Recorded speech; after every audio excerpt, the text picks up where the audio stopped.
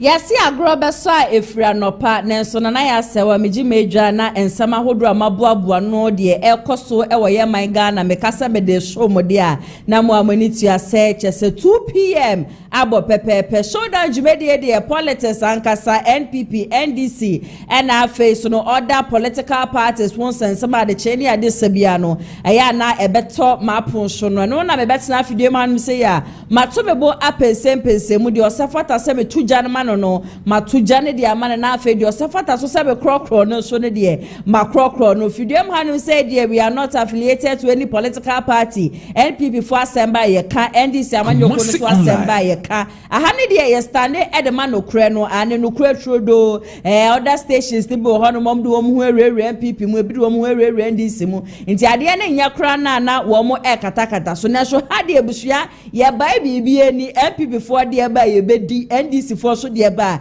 ye bedi enene de kan ya memo akwa abashonko e de aba dwumedie so e wo Kumasi online TV Tik TV and our face on the Friends of Ken TV channel so say obetumi so ahwe from Monday ya kosi Friday 2 p.m. pepepe e wo Facebook ne de e Tik TV and it's in each and every single blessed day from 2 kosi 4 p.m. bebo no na ya se wa metene kunwa kase mu na nsama hodro ne nyina no mebie so e de ama subscribe to the channel mami wuwia wa share video wa ma onu ebe ono show wo show e de ama obi fofo na afi comment section ase no ensama hodro a de be show mo no wo de wadwenchwe ne nyina no afa comment section na se e de ama me emre ko de nim no ensama hodro aba won krata ne mu no hana 80 biba be pensempense ne nyina mu e de ama ye sa so e na e ya de a about 3 p.m. so a communicator so biba betena se na afi ya twehwe nkomo 4 p.m. ne bo pepepe a maybe e phone lines ne nyina so e de atum na afi obi bia da o wadwenchwe bia no o de afa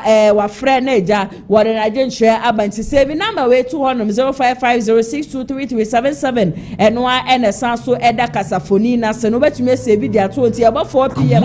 na afi mi bia phone lines no e de tuma na afi nsama hodro a mebe ka ho asem enne no wa frɛ na onso de wadwenchwe aba na djumeko bia da Roma ena nne no me de shoulder djumedie no esomo eye Danis garage open car tode a brabe hu wo showroom no brabe je o car say ye lunch or say ye Takoma ene car sa hodro akeka nyina na wo mo obi e wo showroom Monday sa kosi Saturdays na no wo mo eye adwuma from anopa de kosi enwumbre upe wo mechi akwaya wo mo e wo Kumasi asokwa omni amas ene di hwenim 0550623377 obetimi afre wo mo na ono wo mo atwetwe enkomo saso ena police ban for so wo mo asomase anan me de shoulder jumedie no elsom we no so waposo etutu no mo aja sai chekra na mo sasabro na ba wo kotodwe usisi ukweyi aseba aje so obo nsa no a me pa chopie mu ewo pharmaceutical shop and as a chemist shop bia okopie wo honoma ka se ope police bam ni patronfoni no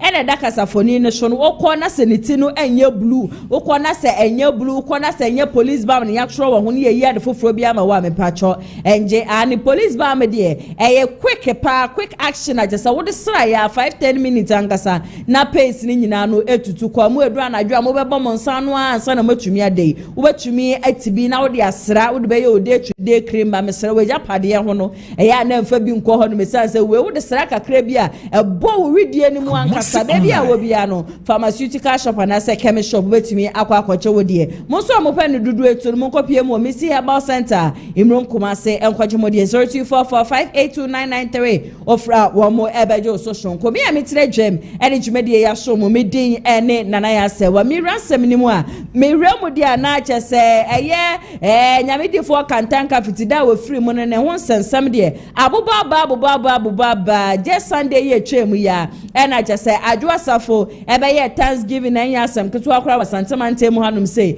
edema apostle engineer kwadwasafo ena afesho no ye ne ba akofina so papa no ewo ne room wo ka asese ne wada ne benkum so a akofina enjira musa eja emfama ne nuanom na asore ne nso no akofina endi mu ntintima ye papa no ye ade ajasa akofina so eye joint service ajasa no so no edipe mobile don't pay more honor nebusia esaweni ensa okache na ndede ya me no kase ena akofena ede ya chopa no odempa wode aba wo sre Ghana fo nyina se wonim ye papa se wo ma yade ajesensem fata wo mo egba besi wo mo ntuma gufi e wa bonten wo bonim se bebi a wo mo ne papa eda no yade ajesa papa no ne kra bedi ya we san se enye sei ena ne papa tete no wo ne okache Ghana fo nyina so obi afa wo mo fom so mfa nche wo mo se ya adwo asafo se ye ono akofena o se ye wanyo o se ye buhwani beyo ne a wo mo kasati ano ne a wo mo yade bi ajese ompani ade nyina no obi afa na kudie nyina ngu honom no obi afa ne fom so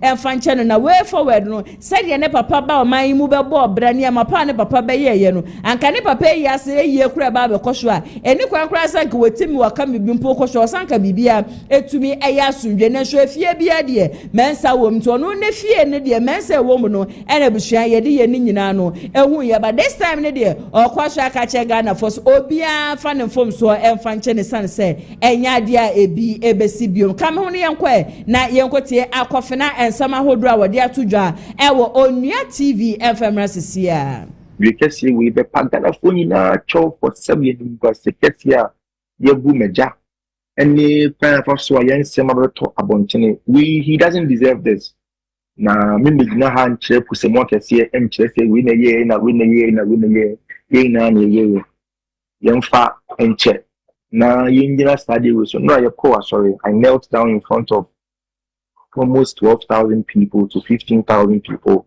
and apologized on my knees. I told the whole church, said, the apostle could be Yembuana in Tremo and Co. Maybe in Sibiumuda. The man deserves more than this.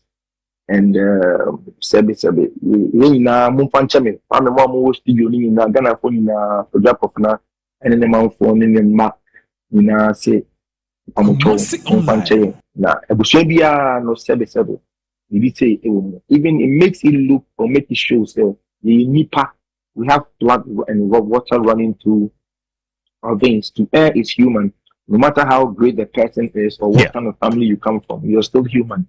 Into Bonia Ubia don't see to me this Bonibi into Mumpanche na a once in the family nay once them go best to me for and what they are and to get and Hannibal.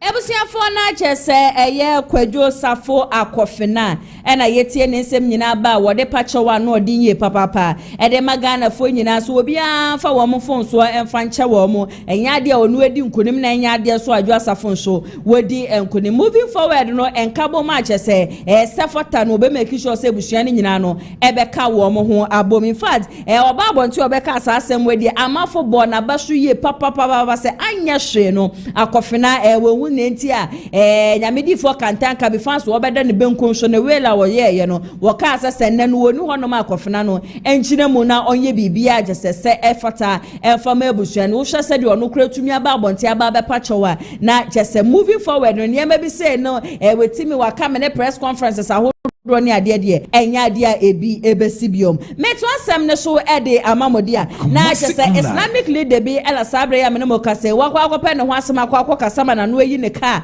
chese social media ne so de amafo etwe na basa enesra ye nyina ye nim so man Ghana na ye wom ne de eye Christian country in as much as say ye accept say nkremofo so ebetumi atena ye maimu ukopie mu ewo eye Burkina Faso wa na anu ada na beto monte say eye Ibrahim Traore de chese buku haram fo wo honom je sedwuma odi edi wo mo na nyasam ketwa ukopie mu Nigeria show the same thing na show be pie mo ye man Ghana ye kasa one of the most peaceful countries the whole world there Ghana ye demu nkasa because Ghana there bed ye papa so beto say entokwa bi esia na se bibi debe Ghana there won sheda enti bibisa na sa Islamic leader ena na anu ada je se wo kasa wo church ni ade en wo be kasa wo nipa da sani biada na no be yi ni ka wo nipa da sani biada biada obekasa edi etia eye womu nyame a womu som no Muhammad no saa nipa no osefata se wosi ekuni frati asefo asasi so woka asem no hwe onim se asem a wakei eyade ebeba beche na so omde omu ko ora na womu kan na no pa wiane anadwu nyina no eyade ewomu bi se onipa da sani biada obekasa edi etia Muhammad no ewosa saa nipa no yetumi ekunu na saa asem ye obekan ye ena Ghana fo bebre na anya womu da cha sende de yam no mo kasa ekura no chief imam nso aba abonti a waba be respond to it but before that no yenko na yentie Islamic leader ne sema wokan ye so onipa da sani biada obekasa edi etia womu Muhammadi saa nipa no osefa da se ebetwa ne tia na se ebekunu kura no edi efri ati asefo asase isu yentie famra sisia beji ko sheni Muhammad atam biara no ojuma ya chi wa yanku ente wana no wallahi okunu a wa ye boni ya batma ka se police phone be chimi wa ai wallahi tallahi okunu obe ko aljanna wasi mi si wallahi tallahi okunu a obe ko aljanna na fa se abada chi watu onya na okunu ase wadi ko sheni Muhammad atam Islam sum shishaya nyame ashisha to ono obe biara obe ko sheni Muhammad atam bia munya na abunkunu munchaliti Ebusia sheki ena yetie ne nsem nyina ba na Islamic leader yi ena yetie ne nsem nyina ba wo chese obi biade obekasa de yetie Muhammad no saa nipa no ewo se yekunu efri ati asefo hwe na wo a wo beku saa nipa no eyade obekọ eye janna na chese obekọ heaven straight na wo ka saa nsem wie yi ena eja amafo do wo ma no tumu bi no amafo chese o my Ghana na ye wo mu ne de ye sere ye papa o Ghana ha de ye peaceful country amafo tumi ka seti ye nyankopɔ Kristofo ni bi kura na wo mu ne de wo mu part-time Christians no kura no wo to make asadi tie wo munyankopon eto de bia sabrabo no mu yedia wo mo kan sem bia na so ade end of the day ni yakoyeko todwanim ni ye bompa ya twedi amponyankopon ede yamfomso nyina echa ye nti se wo ba bonte ba be ka kire ye se obi obeka se tie Muhammad bia ne yenkuru ni yeku nipa no kura sa ku sa nipa no na ye che ne kura ede no kopie mu efi ase kura na da ye beyi na na se da obeto na nanu mo nse do be kwa kopie mu e wo heaven de Kristofo ye ntesa sa so na nkremofo so wo mo entesa eno na Sheikh Arame ya won so dia ba bonti a watch say chief imam ya de che say we issue press statement tenten dia ba watch say e wo se Ghana police for IGP ni ade nyina no wo make sure so be ma ne ho ahare na nkasa no wakọ akwakocha branch ye san say and some branch e ba bonti a wo be kan ye Ghana de a peaceful country na Ghana so no mo so ne ma bi say so na sai Islamic leader kura no wo kama Ghana ni bi ate ase say wo mu nim ne company fo ho wo nye peni wo no so a che say chief imam kura nim na bia no ono a ere wakọ akọpe kura ba bi no de ebutu ni ti so ene nani abra wo keka sansem wo so mu kora na just wo mo som kora na wo mo kan ni ade ne de enya sa ena kora no echenti this time ne de chief imam ena afesu no Sheikh Arame ya wo mo fra ye ra IGP say IGP man ho hare na nkasa na onkwache sa brante I am so shocked say ebushua fiti bra brante be ka sansem it is more than 72 good hours up to that meti video man say America sasemwe ye hu any press statement bia enfrefri interior minister ho sa so any NTB bia so kran frefri IGP one man asa police for asama brante be kan ye obi abetumi aka no kra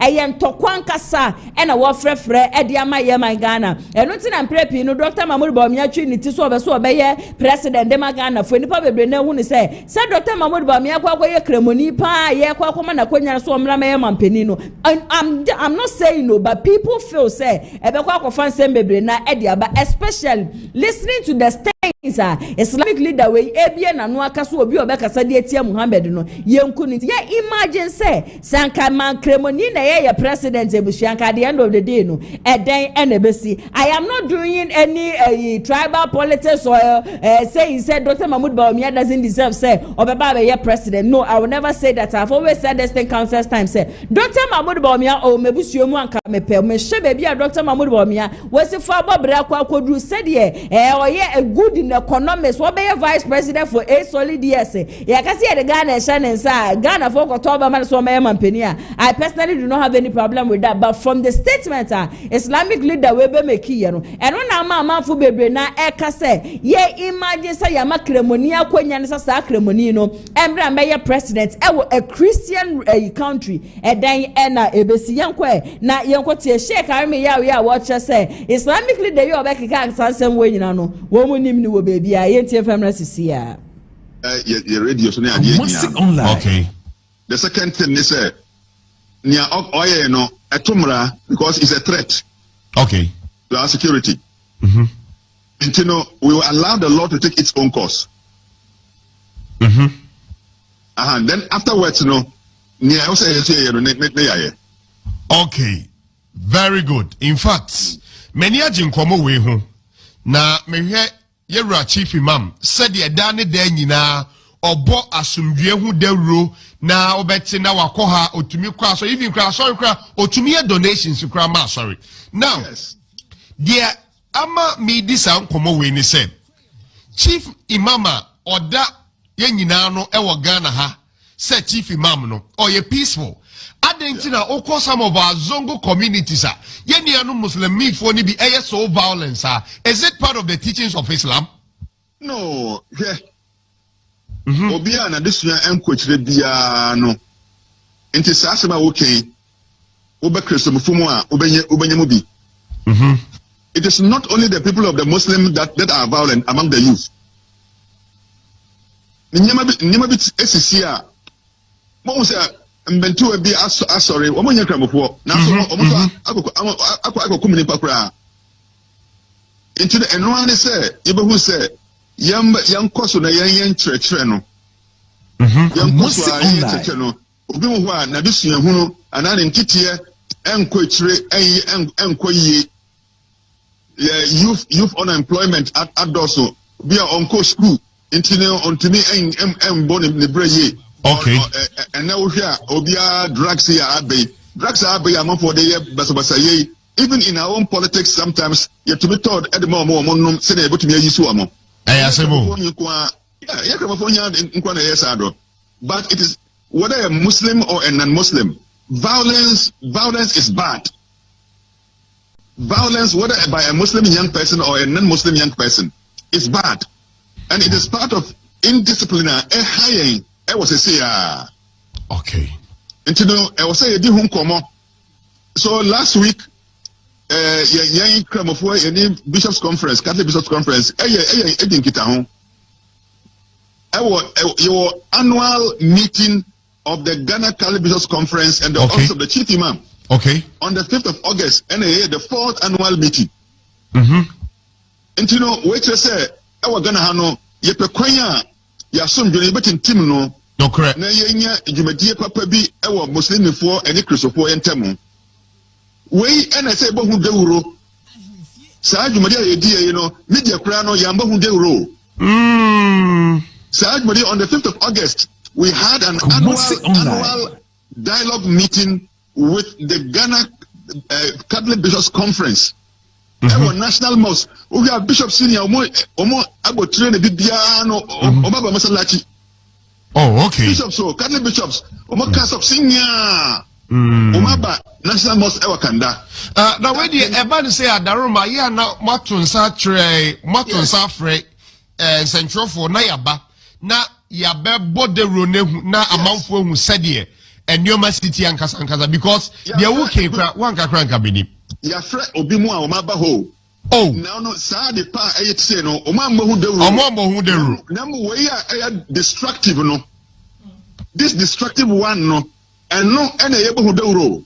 You see this country? You see this country? Asemo. When something constructive, edifying, useful, something that is unifying to our country, something that promotes our peace. Yamba Hundeuro. Yamba Hundo. Me, I'm on the Peace Council. Even when we do something good, the media do not even say anything about it. Wow, that's so sad. Yes, I am on the governing board of the National Peace Council. Wow. But na obeka ka assembly emfata. Then that one becomes the issue. Kumasi Online. Ebusia shake ena yetie ne nsem nyina ba wutie ne kasa ye ne dia na kyese ensema eye Islamic leader ba ya obeka so nipa da sani biada obeka sa ede etia eye Muhammad no sa nipa no wo sefata se ye yi ni free ono mo sefata se ye kunu wa obeku sa nipa no ebia ne ye be chewo ne ye de watum ni ye chewo ne ye do tum kra na wu a obeko heaven no so omo de wo mo ncheche no emfa sa se de ye anada ne de nyina no amanfo so eta ka se eye Muslims ne de anya hwe ne some are very violent no che se ye Muslims nko ena ye violence na dane de nyina no wo mo bo wo mo homodin ye papa se wo mo ebe chire nkremofo ne ma pasari ebe ya adeche ni ade se bia nsem bebreje se etwegu ni ade nyina no ne nyina betumi aba na wieye na waka ni nsem wieye ya en Islamic leader ya wode ne nase America ba no si ye Ghana for we dem sra mo wate we dem mo fa me bone mfa ncheme asam ne me hunu se manka ne ye kura na nye se kura ena na me expect Ghana for midipa bibum na antem ase wo se na wo pese oja wo mo aso mo hua de we bisa question we ye ano ne we bisa question we ye ano na sa question and answers si ena ma wo no na no ko pare ya e ma no ko ka sa asem we se obi obekasa ede etie Muhammad bia no sa nipa ne yenkunu so no sire ye papa IGP emfa ne bone emfa nche ne Ghana fo nyina no emfa ne bone emfa nche na sari amafo so ka se yenche na so no wanka se ye IGP nko chene ne ade nyina no o se ehu die ebi abo no kama hono yenkwe na yenkotie apology a Islamic leader wadi aba ni nyina no enfemra sisia Muhammad sallallahu alaihi wasallam ni achi nyanu ajidefo ma huni anyumrei sambi na ekoso amanfo ekeka ana mpanyifo efrefre me efasa asam no ho eno no de say last 2 weeks me hotuba chire konsheni Muhammad sallallahu alaihi wasallam jina bere eni Islam mara chire se obi a woye ni se mara Islam mara chire se yenye ni se to me kan sa no yam se mpanyifo efreme eka se sa asam no entweyi nti mentwen san yanu kura de ntia ma bagina ha no amedi a chaupa ade magana fo nyinara ene mpanyinfo asam no ebeba mu nsem no se mesramu muni se nipa de akoma wo hoyi kasani ese ebufuo ena bae ena ma asam no etimi fie ma no prekun ebae nti mesre se asam no amekan no mesra mu ma twi asan man ka se Ghana ni ekokum Ghana ni bi da bi menkan sa Islam chire enemy aya me se samu wa utie me bia no se ubusa malamfo a wo mu nyina be chire mu nsama mekan no nemo enam se Ghana ye wo mara nti yemfa sa mara no embedi Ghana ni ewa ha se Ghana ye wo constitution ewa ho a edi chire we eye salla juma na eye enemy chire mu inti mesre se ma fomo a mesra mo bi enfa maga asam no enkosi asam be so enka se me se Ghana fo ensori enkunkuma manfo we ne de menkan sa inti mesre esre mpanyifo se mi a mpanyifo aka kire me se de me ye no Ghana de enim sa ye wamra ewo ena ye pa asundwi inti mpanyifo yi mesra mo asama mekan no magia tum se entweyi nemum akuma seye ena mentimi kansa asam no epie manum yese ne munya munim no ye commission clear se nipa o kasa na se ne bu afu a wote se badam ni bibia timi esi ntimi sere mpanyifo se monfa nche na de maye no monfa na se esi ye kura na ma no asi sa anumre yi medamase ne menhire emma Ghana asunjie emma mpanyifo etiese emma ye nyinara abutere e wasasam no. Assalamu alaikum wa rahmatullahi wa barakatuh. Kumasi Online.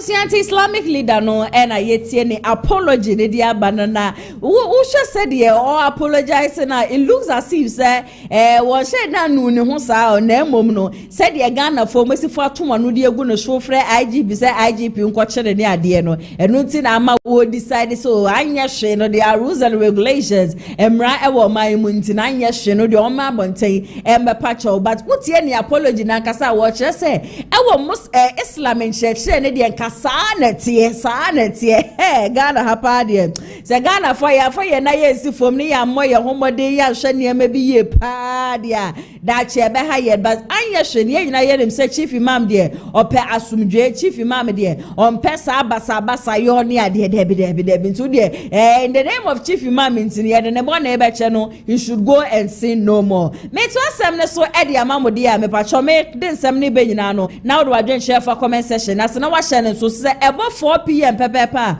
maybe a phone lines ni nyina no e de atum no obi atumi afre e de na adwen share aba dwumedie so 0550623377 obetumi atro number down na so obetumi save nti me be a phone lines ni tuma na wafre aba dwumedie no so Reverend Isaac Owusu Bempah in fact enu ada me de nsem bi ebe so ma no okasa de afa MPP amanyoko ehu ene ma bone ne kwan agese MPP fo wo mo ye wo ma dwen san ko mo ne IGP wo mo ka wo mo ho bo me ka IGP dada ne dampare na nka wo ma yi ne frati asefo asase sho Owusu Bempah de ade che ne ade sebia no ne ma bone agese MPP amanyoko no edidi no oba bonte no oba be kasa ede afa ho enu ada Reverend Isaac Owusu Bempah sa so ko na so de fie honom na ende abusua de ebe de anya asem keto akura Dr.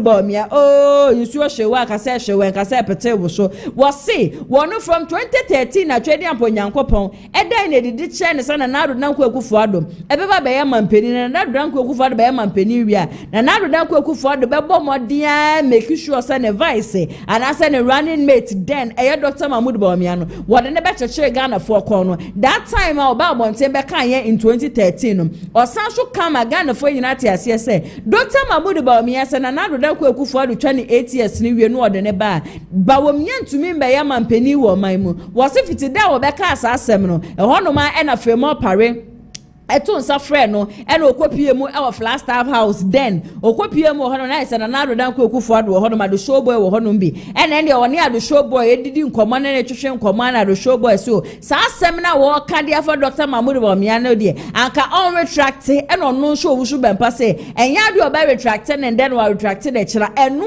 na nam so a kyɛ sɛ ɔtan a ɛni eduro ɔtan kɛse a MPP amanyoko no wɔn de tan na to the extent sɛ wɔn pɛ kwan bɔ ne so ede no kopie mu ewo police station a ye chi ne di ne tu mu kra anko so mo de ne fa hemfa akwakoku no so no de ne nyankopon dan na di kire no no eno no hu ye ntini ye beka ya ye ba beto primaries ne mu no obeka che delegate se so mo ha wo mo hu koto aba no ede ma Dr. Bawumia mampani pa de Dr. Bawumia ontumi be ye bi de bi ada na ne kasa ye nso no o kan sempa ede fa ye ra Kennedy akompre ko hine Japan ho a na den no wo che sesanka delegate koto aba ne de ma ye ra Kennedy akompre ko hine Japan 2028 akompre ko hine Japan ebetumi aba be ye mampani unfortunately delegate so kwaji 200 cedis ne 300 cedis ede kokromoti na koto aba ede tia Kennedy akompre ko hine Japan o akofa Dr. Bawumia aba according to Reverend Isaac Owusu Bempah wase Bawumia de ekunya kase ne se mampani ekunya wantumunda obekọ 50 years kura se ekunya no wontina so de berada yentie Reverend Isaac Owusu Bempah ne nsem ne nyina mfemra sesia 2013. Now in 2013, I was swap them here. Right here in church. I think the video no one of these days memo machine. Now the videos are available. It's even on the net. And then I catch them and say the Lord spoke to me and said that there will be a certain leader in the nation. Over. I am president. He will become president of Ghana. And he is like a tree. It was the prophecy was presented in a metaphor. So he was like a tree. Now this person who is the tree, there is no problem with him. But the one that comes after the tree, that when that tree has completed his assignment, it will be the desire of the tree that his deputy would be the next to take over power to lead Ghana. Now that is what God is not amused about. God is not happy about it. And so God will send that party into opposition.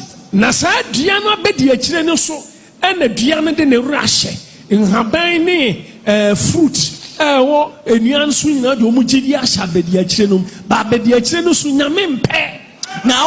in the prophecy, I said that the tree itself has reposed confidence, so have the branches of the tree and the leaves on the branches and all the parts of the tree. They have all reposed confidence in that deputy who they wish to take over power, but God does not want that person. God does not want that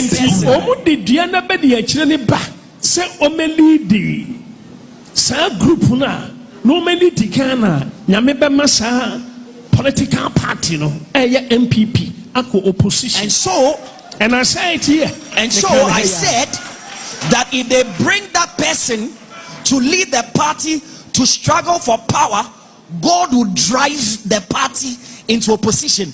And the party I was talking about, I was emphatic. I said NPP. 2013 and a prophecy way back. Now it was 2013. So now we am a translator. I believe some will be kind. And I believe that some of you have reminiscences of it. Videos no. The videos are available. Mopa, one of these days, memo show actually. If you want to play it one of these days for you.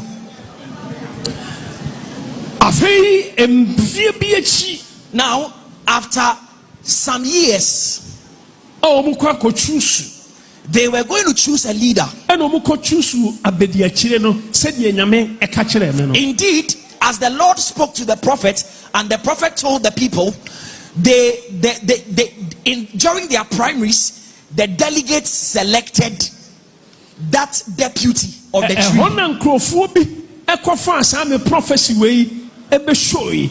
YouTube, Facebook, and social media. Now, some people. Some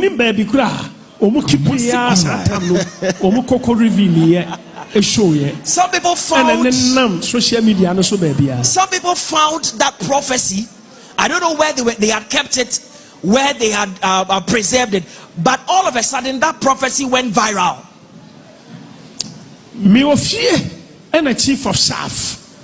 Mami Frema, Efreme, Auntie Frema. I was in the house one day and I received a call from the chief of staff, the then chief of staff, Madam Frema Opare. And was no Papa Sebra. And he said, your father has invited President Nana Akufo-Addo you to see him.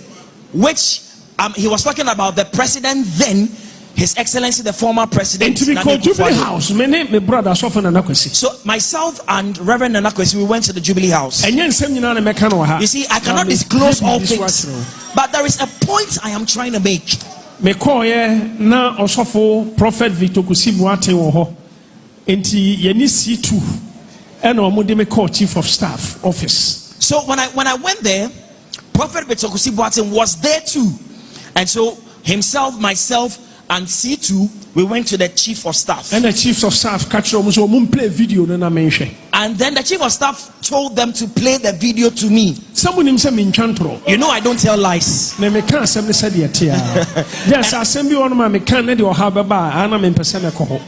Now I don't tell lies, just that there are certain things I will not talk about if it can potentially cause some trouble. But as for this, it will not cause any trouble. Chief of staff at that time, Obusam said, and I'm saying, so they played the video to me, and after I had seen the video, then the chief of staff, then Madam Frema Opare, asked me, Prophet of God, are you the one in the video? I said yes. And he asked, Prophet, why did you say this? Why did you give this prophecy? And I'm saying, mommy, a old video, 2013, Satam, president. And I said to her that, oh, this is an old video. This video was recorded so many years before His Excellency the President then became president. So I did not even know this was going to happen, but I prophesied because God gave me the prophetic word. And she told me that we are not happy with you about this prophecy. In fact, call Papa and say old video. And he said to me, go and see the president. But who says Satam now you're young? The oil translator no young. He said, go and see the president and explain matters to him because he's also not happy. But well, it's true. The video is an old video. I've seen in that video that you were a younger man, and the man standing beside you translating what you were saying was also a very young man at that time. And all catch them say. And she said to me that I should go and see the president because he has called for me. Who president? So I went to see the president. What transpired between myself and him, I will not talk about it. The chief of staff catch him says and so the chief of staff said to me, before I leave the Jubilee House, she would like to see me again before I go finally. Also for Penny Victor Kusibuate confirm me say a old video. Even right there, Prophet Victor Kusibuate confirmed that indeed that video was an old video. Chief of staff and then the chief of staff said to me that tomorrow or the day after tomorrow, Monday early morning, interviews. I should grant interviews. Prophesy. And then I should prophesy. Video that video which had gone viral, God has reversed the prophecy in that video, and that this time God is bringing Dr. Bawumia as the president and the leader of Ghana. So I walked out. When I got home, my prepare maybe grant interviews. No matter the I prepared because I say, "Oh, Papa, say baby, I cook. But exam Ohana le begina na ne bano enti o support to me and to support." No, but, so I was getting ready to grant the interview, and because she had said to me that a fruit does not fall far away from the tree, actually, and he supports Dr. Bawumia, so you must also support Dr. Bawumia. Now I was getting ready. I was getting prepared. I'm just making a software witness. Now, software may be my witness. And then the Lord spoke to me and said, "Do not say anything. Be quiet." So I did not grant any interview. That is where my problem arose. Ebusia Reverend Owusu Bempah na yetie ne nsem nyina ba kyese ensem anyensem ketwa wode atudwa na kyese 2013 prophecy a wobeka ye no na womunim dada se na narodanko okufuado beba na narodanko okufuado ba no okowia yedan ya womde Dr. Mahmoud Bawumia ebe kyekire Ghana fo kon ne no asa pepepe na ebusia ene esi na kyese yeti ase a na no adebi a kyese buki bi ba tetenti ya na kyese emunsem bebrebe mo kai sa buki no mo kai ya da kyese sene Reverend Owusu Bempah wo ka ni nsemi die na buki no kame akwa yese no kure kakra bi awo. But then to think of it again, say Reverend Owusu Bempah so okopie mu ho no as a man of God Nyankopon according to you Nyankopon na brani abrebia no osuma eden sempasha wano se bra bonten beka na Nyankopon aka asama kire wo say Dr. Mahmoud Bawumia na narodanko ekufuado wia wono na beto aso na Bawumia nsemfata so beba be mampani anase ni kwan se Bawumia be mampani na frema opareka kire wo nyamedifo ne se san ko back na ko granti interviews na san ko sesa wano na ko kase. This time, asem na Nyankopon ka mbre bi etwem no Nyankopon etwem ebre nyamedi fo ya we say Nyankopon twemu na obeka che Ghana fo say na wo ko back akwa kasa asem na fremo pare kan ye ne dia ase Joshua so kakra Reverend nyamedi fo Owusu Bempah ase said to share sugar crab, one say Yanko Frau, no dear, na Yangina Benkum, Yangina Nifa, but said there was a fair dear. Bema ye mubu on my Yajia di Nanwada, said ye, or I want you back at Ghana for some revenue as a Owusu Bempah. One more will read this said ye near me when I know much or no the Abana the Ababa Shankom no. Ubema ye mubi wo no mas, Samna Nipano Beka go for an Samna Miki. As a Yebeji di I go one as more because Yebeji because why should you say Sefre more pare catcher was say co grantee interviews na as someone young couple catcher was said Bawumia to me by Yaman Pinin. San was someone rank a walk aqua grantees are interviews no. All the same, I my friend no said American can ni engineer benkum ni engineer ni for no na waka into yen som na yen fan sa. Mate one sem so ede amamodia. Na che se dane de nyina ye tate se MPP amanyoko ni propaganda. Wo mo ya de wo hu ye papa na said ye yet den there. Honorable Sylvester Tete wa ba aba be confirm. Sylvester Tete hwe ni ma so be ba be general secretary de ma the New Patriotic Party. Na je se Dibre Egita Justin from Ponkodua ni JFK. Sylvester Tete ever so ya no just had the brand new Eddie free in same. And Sylvester Tete can say me say even in Ashanti region 50-50 just say kita MPP amanyoko no. NDC amanyoko ne hwa asa 50-50 no. E ya de beba so na say in Ashanti region MPP beji 50 na afi NDC amanyoko no so won waji 50. And no no che say nyame amfa kwemu na say NDC for etumi nya sa 50% no Ashanti region dey just won do mo say gu wo mitiri so na wo mu suwan kasa MPP amanyoko no na just say egua enesa no kan sem ye no so 2024 general election na ye call ye 3 regions na MPP amanyoko no wo mu etumi ewini wo ho no na wono de obi a wo hwe so be general secretary de ade ba ko enya ni ye papa ne say Dr. Mahmoud Bawumia ebeba na wo ba be ye president Edi ama wo my konkron Ghana na opposition show de enya de pan opposition de ye de propaganda ai wasinka sabre de ye general secretary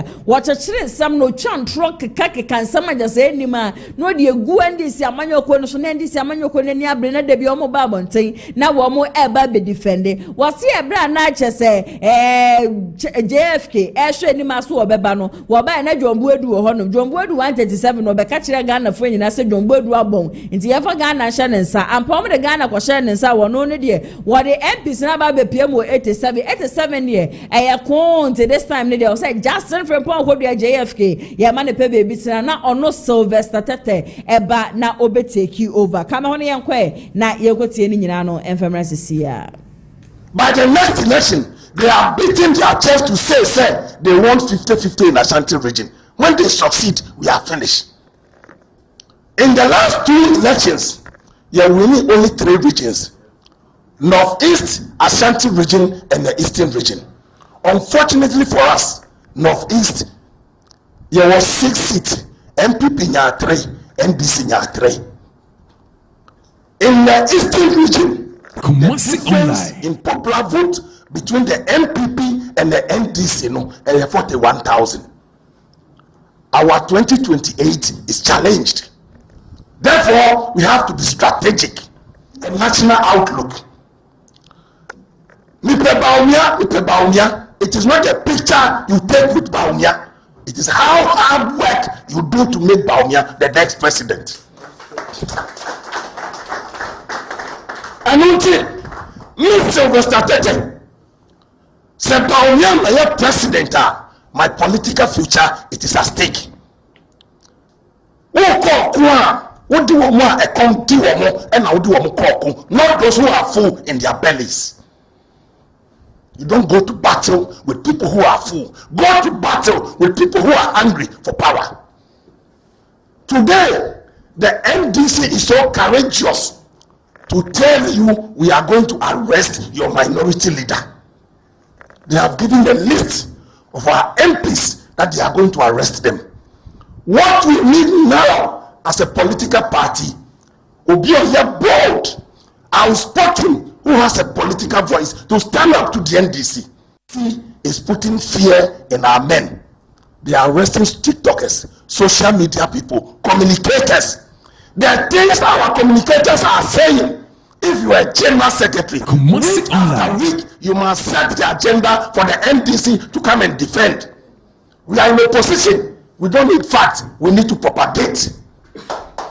We need to propagate. 1.5 years in opposition. The party is in parliament. There's no problem. But in parliament, it's a house of records. And as someone down, it is not a place of records. It is a place of propaganda. So, if you speak as an opposition general secretary, national security must meet. Hello? Bloggers, this one is not for you, please. Obian Sayede, you see the base. We must bring them. Some are looking at leadership. When they see the leadership and they trust, they will sit at the table to discuss it. Mr. Mo, John Boydo from 169 to 137. Yes, we are Bomusio, then Pamono. Now from 137 to 87, yes, you are maintaining. What kind of logic is this? Tell me. Tell me. 169 to 137, Yapamolo. The 137 to 87, they say maintain. Kumasi Online.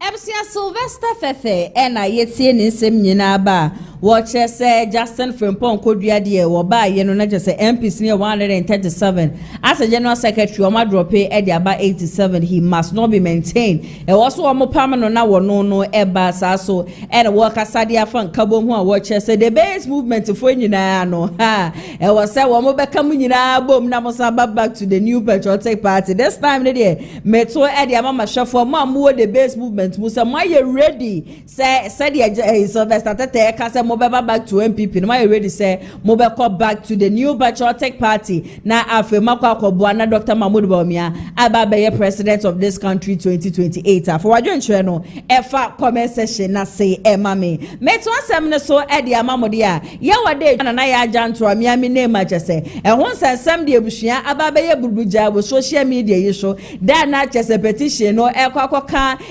Jubilee House in Penifon Sana na Yaa Jantuah na call ya say oko receive petition e sansa sada no da na just ye mampeni ne ye vice president ni Penifa hodro aka nyina no wo mo de esi ho no ma na helicopter crash e si ye last year no wo mo pay wo mo last and final respect de ama enipa 8 a wo mo fimu ya na bre na Yaa Jantuah call ya wo kwa kwaji petition na Afenyo Makense wo gina na ende wo de nsem bi tu dwa no wo che say oh na Yaa Jantuah de debi won sem fata enye odo kra na nka wo hwe nim se obeba na waba beje petition no na Yaa Jantuah de interviews de busua wa grant bia kasa ye deda kasa wo man mu to the stand say obekire sa Afenyo Makense kura wonim na Afenyo Makense obetumi awo no obetumi ahwa Afenyo Makense enyans mema na yenka no kura nka no na Yaa Jantuah kan first born in podie akwani Afenyo Makense ya ye pe na no na Yaa Jantuah saba bonti a wo kan nsem se de Afenyo Makense ni MP before wo mani abere wo mo kase henceforth no sisi ano as a presidential staffer and as a bia or yes staffer chief justice office no mo ye ne den MPP for demonstration bia mo be ye bia mo de petition beba be pie mo Jubilee House ono na Yaa Jantuah mo po mo mpo ono ene beba be receive no ono sa be receive kura na emwaye MPP for mo hwehwe no ono ene obesa atworo mwaye no e de abra mo ene se mo mpa nani ma hwe mo ne so ye kakai bi de ma mo de a mo hwe na demonstration man ye biom na mo ye demonstration do ono na Yaa Jantuah obeba be receive mo petition ni should do yentie ne nsem no emfemrasisi God me pese me promise wom say no be official petition taker for MPP. Hey. Oh, Jubilee House. Yes. And demonstration. So mo be konkwan on the petition ba omo letter ba ho ame na me reply na ma sign. Wo mo petition ba ame na pa kwaji. The official petition taker for MPP. Any demo omo nko. So mo kwa mia na me kwa kwaji. Mia obia honkoje say government presidency mahama wo dia shame gown say me na me petition bia MPP for the beba and they omo ma ho viewers petition na no mo dia ja wo ba bi na so mbebe fie ho pa de ana omo krata bi beba ho mia na me yi ano we say crown presidency mahama be mama mo response Choleta fine yano ama. Aye, kama. The omo keka nyina mia ne meyano. Nti so omo suro mi din. Se maye sama twentwa ama omo. Se maye kakaya ma omo. Omo behu mi de bia. They will see me. As long as omo si omo ma akola o ma men na no. Oso na. Mia na mekwa akwaje. Meka kire mu ga binya agro na medi. Say me official petition taker for the MPP. E bape befi hope. Me mekwa akwaje. Na wuni ho e. Mini ho mekwan. Ever na mekwa me pese me put you on record. Omo ntimi nkọ ba bia me twen omo.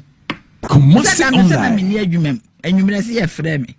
Ba bia me wo bia me ba bagye. Me di speed. E be so omo hu manim. Na ebu omo hu.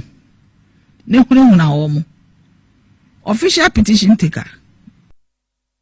Ebusiana na Yaa Jantuah era yetie ne nsem nyina ba wo che se MPP amanyoko no wo po wo mpo wo ye demonstration se wo de petition eba Jubilee House nkwadia wo no na Yaa Jantuah wo no ene beba be receive wo petition from now akokosi 2028 Ghana for besan so akoso wo de kukurumute no akoto aba petition bi ebebe bia no ono no obe receive da je se na Yaa Jantuah we decide say MPP amanyoko no omo munya wo masumdwe de biara da but then again say me de kan yakasa de afa this petition ho nsensem ne ade say anya hwe no enye na Yaa Jantuah na kasa ne decide say obekọ no akwakoji petition no she was there as a man penina I instructed us won kono nkoji. If you insult na Yaa Jantuah, then again you are insulting the president of this country but not her. But ni nyina mo no anya hwe no petition na ko yi Mustafa Gbandi kura be ka che Ghana for say petition no mumie mu nne no mabie mu achinanti ye fe no enfensi wono ma. Now one of the stories actually ye papa from weekend ya be seen there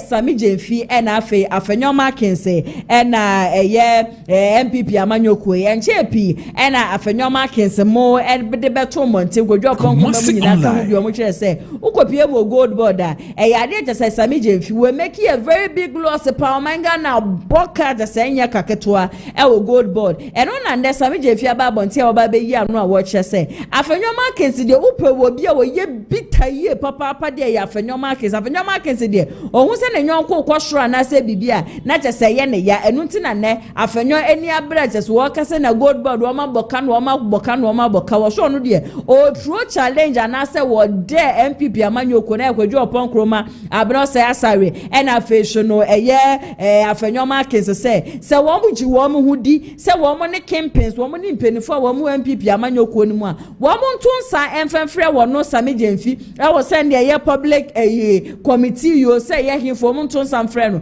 na wo mu nche ne bebi a wo mu no konya wo mu evidence wo che say ono Sami Jemfi aboka no Sami Jemfi so de ade a wo no so bebia so e de che Ghana for wo se Ghana for nyina mo forget say MPP amanyoko opposition na wo mu woni na se bia so wo mu adaya na manu so ntino wo mani abra wo ma ba bontiam wo mo keka nsem bia enye no kre so waboka wo no ye Ghana ni obaba bonte ba ka but sansem na echegu no waboka no according to Sami Jemfi no kre bia da eni wo so no so wono akasa decide say wo fra Afenyo Makense afre kodwo opon kroma ni obena sesire wo me nyina wo mo mba ni to no nto san fanfre wo mba so wo mo ji wo mo hudi so wo mo ye mbema dia wo mo nto san enfenfre no baba na just wo de ni books ababegu no bebia so okopie mu ewo X just say Twitter and then your friend X no ereja wode ne nsem nyina no ekotu dwa ewo hodo ma mehye so be kam hono yakọ na yakọ akotie Sami Jemfi ne nsem nyina no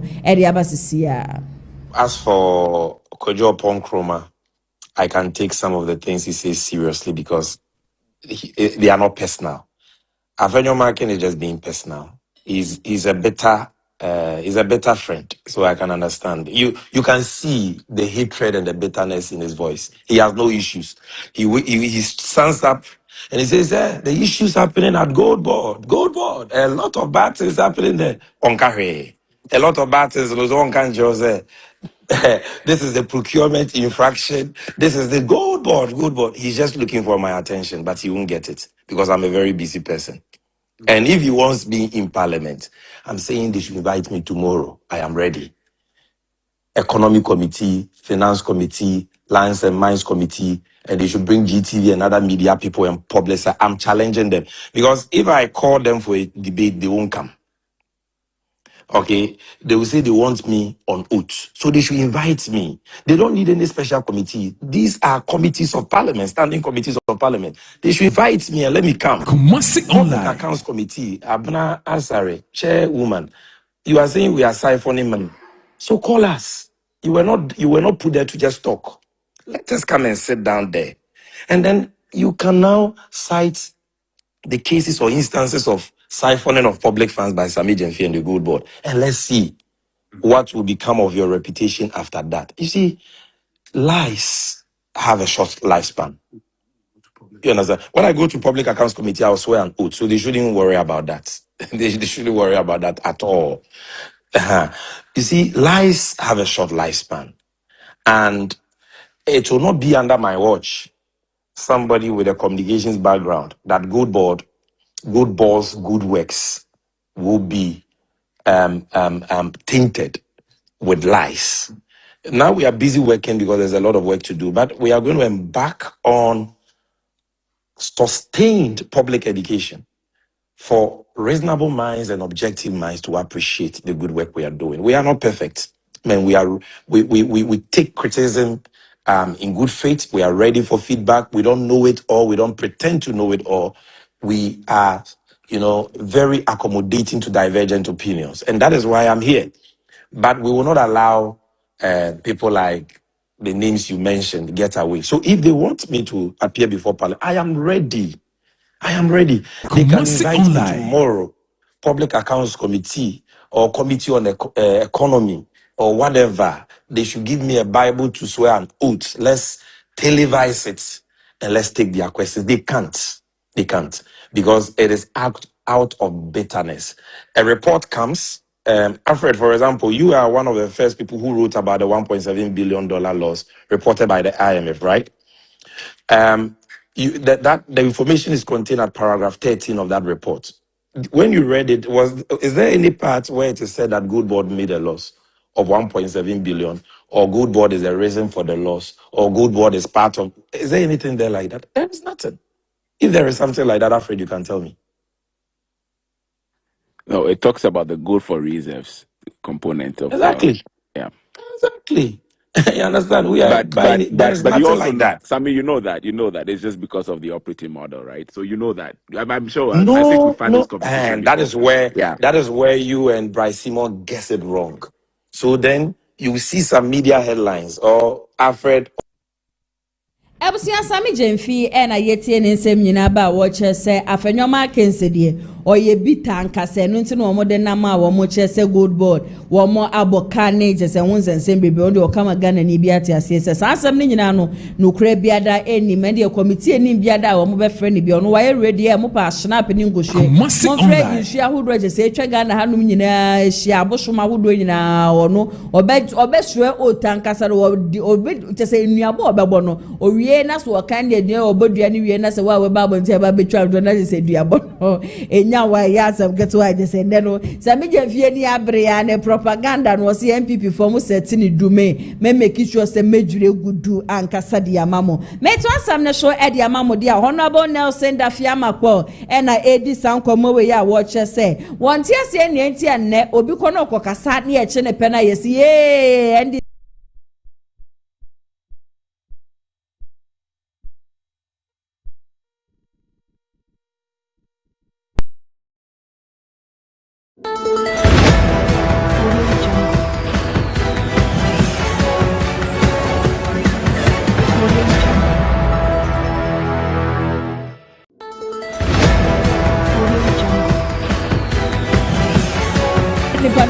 ye mu report and yes sika just say dey to sa nipa no nitiri shum ye nya de sika no etu nipa nitiri so say kimna ye nipa ni tue wi a ye nte wan say bi abiom ye fa nipa ni kokot ye nya nipa ni go na case ara ni foolish case eno so ka ho bi na ama amanfo adwen ye wo mo say aban we e na she just watch she amanfo say sa politifo no hwe na wo mu tumi nye wo mu adwua mfa amanfo kokot ne ade a wo sere wo mu ye papa mo mu nkotwe obi because they be blaming the government no ye adosho yankwe na yenkoti Honorable Nelson Dafiamakpo ensama hodo de atodwa ne nyina mfamra sesia 16 at 29 no section 207 ni section 208 no untimi kase police for e de beye adwuma wo bra sa asem yesi nti no make I say obi ani aban mo a o ma peaceful order say o mun kwati sanko for but please for na yo mo adwuma but please for ko yo mo adwuma why ni nya esunsu so no e ka ban in fact announcement e be so what please for continue e do na ko to aban kuku amu ka so da police also so da aban kuku aban be na wo so ndi to aban na wo na okasi se bi been president as president year president to now come is one of the neatest gentlemen in this country. It's a new phone now okasa one graduate. Meanwhile, say kotina the okayan no the brave few e ni tie no na obeba be news because the obeka say area or entity nintia and this is for question. Yama is for question. And the end is for national. And then Okokai, Okokas, online. Obian Caribbean. So, Potocas and Rebecca freedom of speech. You tell me found who you to Wakokasami action. And you see Abaya, Kabimani Kibi Abaya, Yin and Ibn Kwame. I said such a when you do well, they mark you. They rate you well. They rate you highly. So the international agencies who are paying attention to some of these arrests are some of these issues who are also the apokase ni acheno. So to the American. So it goes to hurt the government standing in terms of press freedom and media freedom issues in terms of rating. And the sign have been clearly said, the they don't prosecute the issue. Yet too, now it are 2-3 days. Now NDC, NPP argument. They're granting the public bail. Now say not some making for her. Honorable. Yes. Who can make corroborate with your working? Met me a Baba Mando of Sunyan Fanti Comedy. Abronya deɛ na ma boni pa bi deɛ eno ase e kye no ane man be kakraka ga ba akokwa deɛ so adaso dem yama no deɛ wokoma uzongo na me na online yama ne bail of 50,000 untimi meet condition no ene de what if on ya no omuni evidence na deɛ because ye kye nipa na yama ne bail ai ye wo mu prosecute bi ya na ye. Thank you very much. It is not asem na asem na koye bail asem. Meanwhile, a bail no sooner, say now detain nipa no and deny bail no, maybe the first day no, and no sooner a healthy abide image. Because NDC abide action at two. In case of proof before action at two, that I say abide action at two. And to rate abide, now abide, and watch in terms of rating. Now I see a mark. So it is about. Obi could issue threat of harm and also threat of death. I don't know individual issues. There should be a proper complainant in those cases. Say, what's the 40 hour to me question? So, please before making action, but the American say, please before the year of Jumo. The Rebecca say, a NDC are binding action out.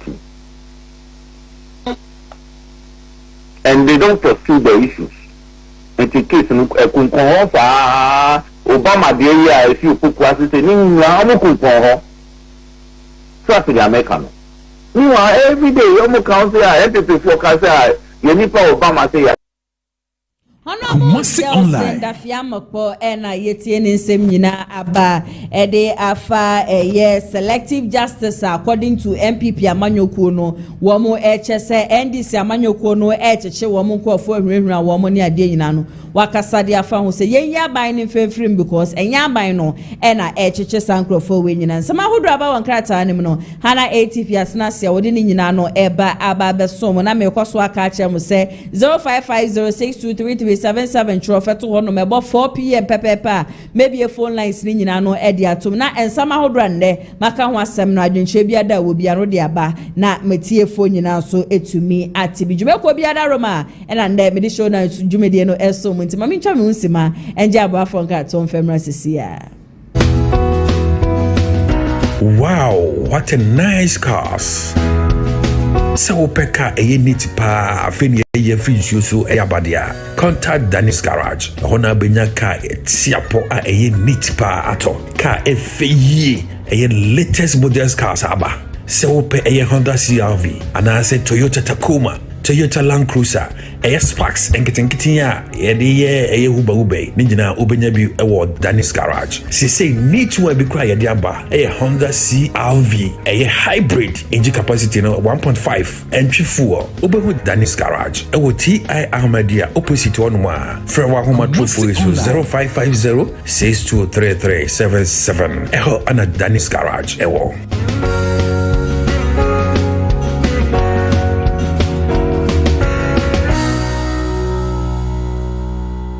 Alright, Kabia Opebi and Obetimia contacted and his garage wo mubenye bi ede ama police ban for so as am say and then me show down jumedi no eso muntu wo so sisi ni ukoto dwaja se untumi ntu na wo ya ho hwe anye me pa chokopie mu wo pharmacy shop bia na se chemist shop bia ko na kwaje wo de mo so mo penududu eturu mo kopie mu misi herbal center mo nkumase kwaje mo de number no na eda kasafoni na se na 0244582993 ofra wo mo ebeje so shonko ATP mamemo akwaba ane asa mejo so a bibia bokodi chode aponkwa me adaroma me hoye na onso obadi adaroma menso me ho yanka sanse na ba wonkata okay ne bna day de mami for daily guide en fama yetie fo ni ahwefo nyina kwaba na na obepie mu e wakatafa toso miensa na se former energy minister Dr. Kwabnada danko ni foni edakrata nim kama na eno ada na nkrata ni bebre na ebo ho amane yesu kopie mu ndi samani kun ma na se chokchok bi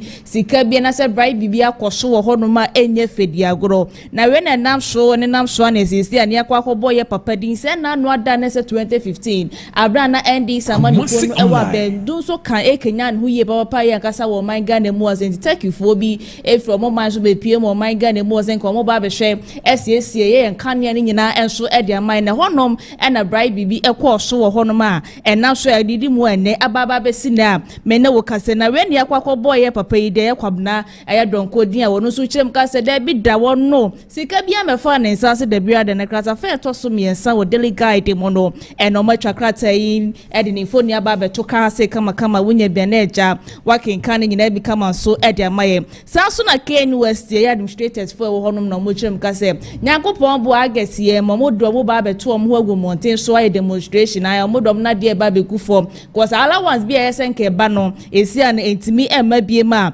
ene kratai esan so ebo ho amane enso e wo ha sei wo be pie mo so won chemu asen so a na se MPP amani ku no minority no ensama mo ka kire man pani de de se man pani de me yasra wadago koko board no ye besra sa bill no twen so mai cause esi akra ti se niema kakra bia na se asakra niema ebu mu a se wo twani kwa sa wo de wonsa sha ase ne kratai so ebo ho amane also a daily guide emu mame fon ko pm ye insuta circuit court na ya sofobia ye friend no Steven na sa sofia so wagine din ye papa yi ankasa ewo honom na bra ese na no ada photo so social media say so wagine mafo bi sika din nyina so odomo kwa kopie mu ewo bi my show na eja odomo kwa kosua adwuma na so wa oye chichani so no kopie mu onum a e obetima bo ma so wetima kwa kokyera de wo bi my so we na show me ne krata me ne wo kai say abayo bi a friend Abigail edi kopie mu court say yes Sofia wanya fishia 32 years ya friend yes Steven yi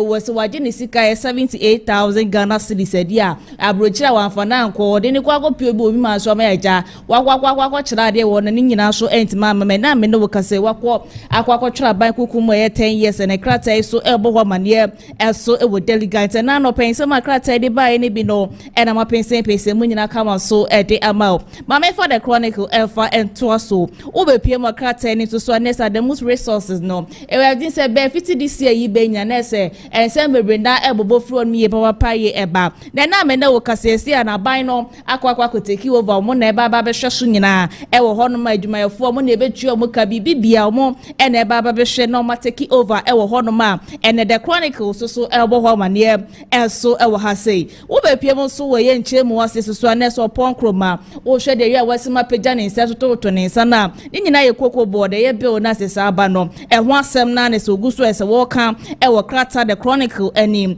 wobɛpie mu so ɛwɔ ase so anesa kwabna dɔnkɔ ne foni da na ɔse me ni kura nyamia ne sika bia mfa me nsa sɛ ntimi sra mada sɛ sika bia mfa from nsa za mo hyase na mo hwehwɛ mu yie papa no no kwa na paadie obi ani wona wama ne teku anasa sempo ankasa ɛwɔ kuro mu asɛ ne krata the chronicle so ɛbɔ hɔ amane ɛso ɛwɔ ha sei ma me for the Ghanaian Times ɛmfa ɛntoa so ɛno so bɛpie mu krataa ni so a na sɛ maame a wɔhwɛ tourism so ne phone era krataa ni kama na we na wo kyerɛ mu ka kyerɛ Ghana fo nyina sɛ hwɛ saa tourism ɛwɔ my Ghana mu ase na na anu ada afie atwa mu 2025 sika omunya firo no nye fedi agro sika 4.34 billion Ghana cedis a ɛsɛ ɛtima boa pa ye papa ma my Ghana ye economy ne kura ɛtima gyina so ye papa na ye hwɛ ɔmo fra mafo ban so bɛpie mu my Ghana mu ase no nipa 1.3 million and it's in BPM was or Mudo Musica, Ebetria, quite a tourist site, a woman Ghana, more say Sicano, from 2024 but 2025, Nedo Betimaka said 2025, no, Sicano Ehudiko Suye Papa, and a crata so elbow woman, yeah, and so El Hase. What BPM Gratafa, a tosso, a year 2 nights or so, and as a drawing, this and not that, Yaman Penny, I bet you cheddar diet, Dr. Bawumia or no, and a A2 Frank Canada MP, Piamanuko, or the bias as a line, no, a baba. Bebo me ye nnuanom mo won kran nkitsen no won betima bo se de be ya mo hie nra ye betimi deliver de akwa o mwe e no ma ba bo nti o mo kyerem ka se se ba bi adu na eso mo expanding de ma wo gos e na no adan ye te se ye kra sen ko gugu na ne sa ye so mpanifo ba bo nti o mo kyerem ka kyerem ma mpani GDM se ade ne de nya ba ne de na nya ba nti obesra na de se won kyerɛ na hyem emfa emma wo mo ne krata so ebo ho mane eso e wo krata the Ghanaian Times so a ewo kratafa toso eyedunan ya wunya bia na eja waka ni nyina become so de amaye mama for the business analyst so emfa ento so eno so be pie mo krata de so a na se IGP Christian tete yo no why boy ese why na ade ni bibiem papa ye wa bo eya police fo abaso papa ye nipa mako 25 a ene krata kan wasem so the business analyst sans na name first na no ada ye ma pani JD emeti wo mo se jo mo hwe na ye nsuo ese galamse voi wo mo sese no kroma se no mo hwe no mtiche omo nyina no wo kopie mo Savannah regional ese name of fe kopie mo hono na chanfan no mako 35 o matima kwa kochichi ni nyina ene krata the business analyst so ka wasem so ha the moves eye resources ese no eye o my Ghana na se aban no etimi atake over no krata esan so elbo ho mane so e wo ha tena no pensem ni bi no ena ma pensem mo nyina kama so de ama wo no mama for daily searchlighting so enfant to us and so asem dada na se no ada na se chocho bia na se sika bia isa kokoso wen di samani ko no na so ama kwabra don kwa beka so no de wonim se sika no ho hwe no kratai daily searchlighting so ebo ho mane enso ha wo be pie mo so won chairman se na se minority leader ya Afenyo marking ni phone eda ha se kama samson na sameja ifi ono na da good board no na nam good board on sense me se na no ada ma minority na de be cha de se be no so ma so bro ma no ti se Ghana mam no mrezi sameja ifi so na so ma so be can send be a sen fata no when na so ama ya Afenyo marking na babon ti sa ye sameja for say FPP amanuko no bi enu more time ye sameja ifi mo pe na asem ye papa because niam bi touch ma so mo na babon tin ebe kan kratai so ebo ho mane so wo daily searchlighter wonya bia na eja waken kan nyina bi kama so ede amaye na be pie mo so wase ase kratafa to so enum ne so a na se ye abia fontin ta fidie so okopie mo social media se ye nkura no eya ade a ye ICT no omo penisua ye baba den so akade ne ade a mbetimi ede asua ne ye no wo mo entimi enya bi wo ho no titiri okọ ya aban schools ahodo wo man ga na mu ase ICT no mo kire papa ine so de de be kire mo se mouse ne monitor ne no bi ne wo no we na nam so omomode ade se de eto ye ma pani JDM ne panifo ne se ne ma no mu ya yenko ye nkura ase ne atitiri oba ne ye kurokuro no mu kura so kura na still kura bi wo kura mu ni bi no mo timi provide sa na ma ne nyina fa ma nkura se de be ye nkura no be hu ade na ne krata daily search writing so ebo wo mane enso ewo ha ma me for the national enquirer efa ento so ene so be piem krata mo asese so na esofo so ampofo ni foni eda say na no ada na ko piem wo ya achima yile bia na o sie ni papa na se na oja ni papa achi krakrakra na ndi sama ne ko no edro mo support eco support na ode na ase ede ma ye ma pani JDM any chief of staff officer so vice president na krata so ebo ho mane enso ewo ha say 24-hour economy na okopie Masim Central esia na bi akwa kopie mu wo hono ma 24-hour economy eye market na ye baba be sisi bi wo hono me ne kratai ebo ho amane enso ewo ha say the national enquirer enso seme na no pay wo mode baye enso so no Randy abe so ni fo ne da kratai nim na ye esia no board no bill no omode sakrafo fro abema wo mo baba be sisa ne makakra ewo ma ne kratai esanso atwa ho foni kama so ede aba mame for Daily Post foreign krata ni nyina so na no so be piem krata ni so na se ye MTCD penia woda no na ka se e no se ne se wutu ka na se wo kọ ba bia obo wansa police fu agina so lances wo se fiti na ko sa de ni tinton tan ye twoma nkasa e wo kroma se na de be hia ne se wo do number do e betu wuti se de be police ni bi ehia wo bu se lances a wo betimi akasa wo number no e de a kire no ese na ye ko ne digita ye Dr. Bawumia enso ene kan sa mingina krata so na me fa krata ni nyina fa nse na ya sewa enfa de ka nyina fa meto so ma ye tifo adane den no moje brete kuma Sunlight TV TV and our face of friends of Kent Nakopon Bochna yes asu be di nhemu ofidwe mu asina na ya sewa ATP me da sense sama aba won krata ni mudu ni nyina no aba be som communicators for today so iRadio womo baba tina sena ya twetwe enkomo na Afenyo Markins na edi nkomo we said allegations a ene na me from memu se ade a chese wono no efre na Yaa Jantuah so you nobody was sansem ni nyina no nukure bia de ni wanka nche na Yaa Jantuah se oye nobody no mo de womo demonstration na womo ye no kame akwa se NDC amanyoko no plan plot bibi se womo bepe kwan bi womo befa so a womo ebema attention no a drive from womo demonstration womo ye nembom no aba NDC amanyoko ni side no nti no mo de na Yaa Jantuah be ma na Yaa Jantuah so de ni abra wo granting interviews ekeka kansema chese ni nyina no ense emfata na according to Afenyo Markins so no baby a wonya problem was said the whole Jubilee House o menyo bia kran franka na Yaa Jantuah ho na wo msoma wo na Yaa Jantuah nkoa so wo mbra embeje petition de ho no na na asai na etwetwe na shokakra e ma ne kasa de fa ho echi no ofe ne women organizers so no shumbo membra na omeje eye petition no afion present emfama na Yaa Jantuah nto ondu the whole bru ha ekoso ne de no Afenyo Markins so ni adaje kra edema NDC amanyoko ni yankwe na yente ni nsem ni nyina no enfemra sisia. Yaa Jantuah is not happy. Oh, I won't respond because she was there and she says she feels that no. You're suggesting she's not adequate. No. Don't let us go there. I'm saying I've responded by I would do. She's going to petition Parliament. I would do. It's part of she's old enough to birth you. Do you want to go into that? And all of that. How do we resolve this? No, I don't want to get into that. You won't apologize. I've said that, you won't apologize to her? Please. With respect. Okay. I think that she wants an apology. I think that they had Nanaya wants an apology. I think that they had their own spinning machinery. They wanted to spin something. But why would Nanaya want to spin? I think that they wanted to take away the shine from the day that a peaceful demonstration, issues well articulated, massive turnout. You know, they tried all manner of spin, including using GTV with some fake news. Remember, a day before, GTV of all published that the demonstration was not coming on, and later when we protested, GTV had to set the record straight. That was all part of the strategy to disorganize us. That failed. On the day in question, we spoke to our members told them that, look, cooperate with police. There was no single incident.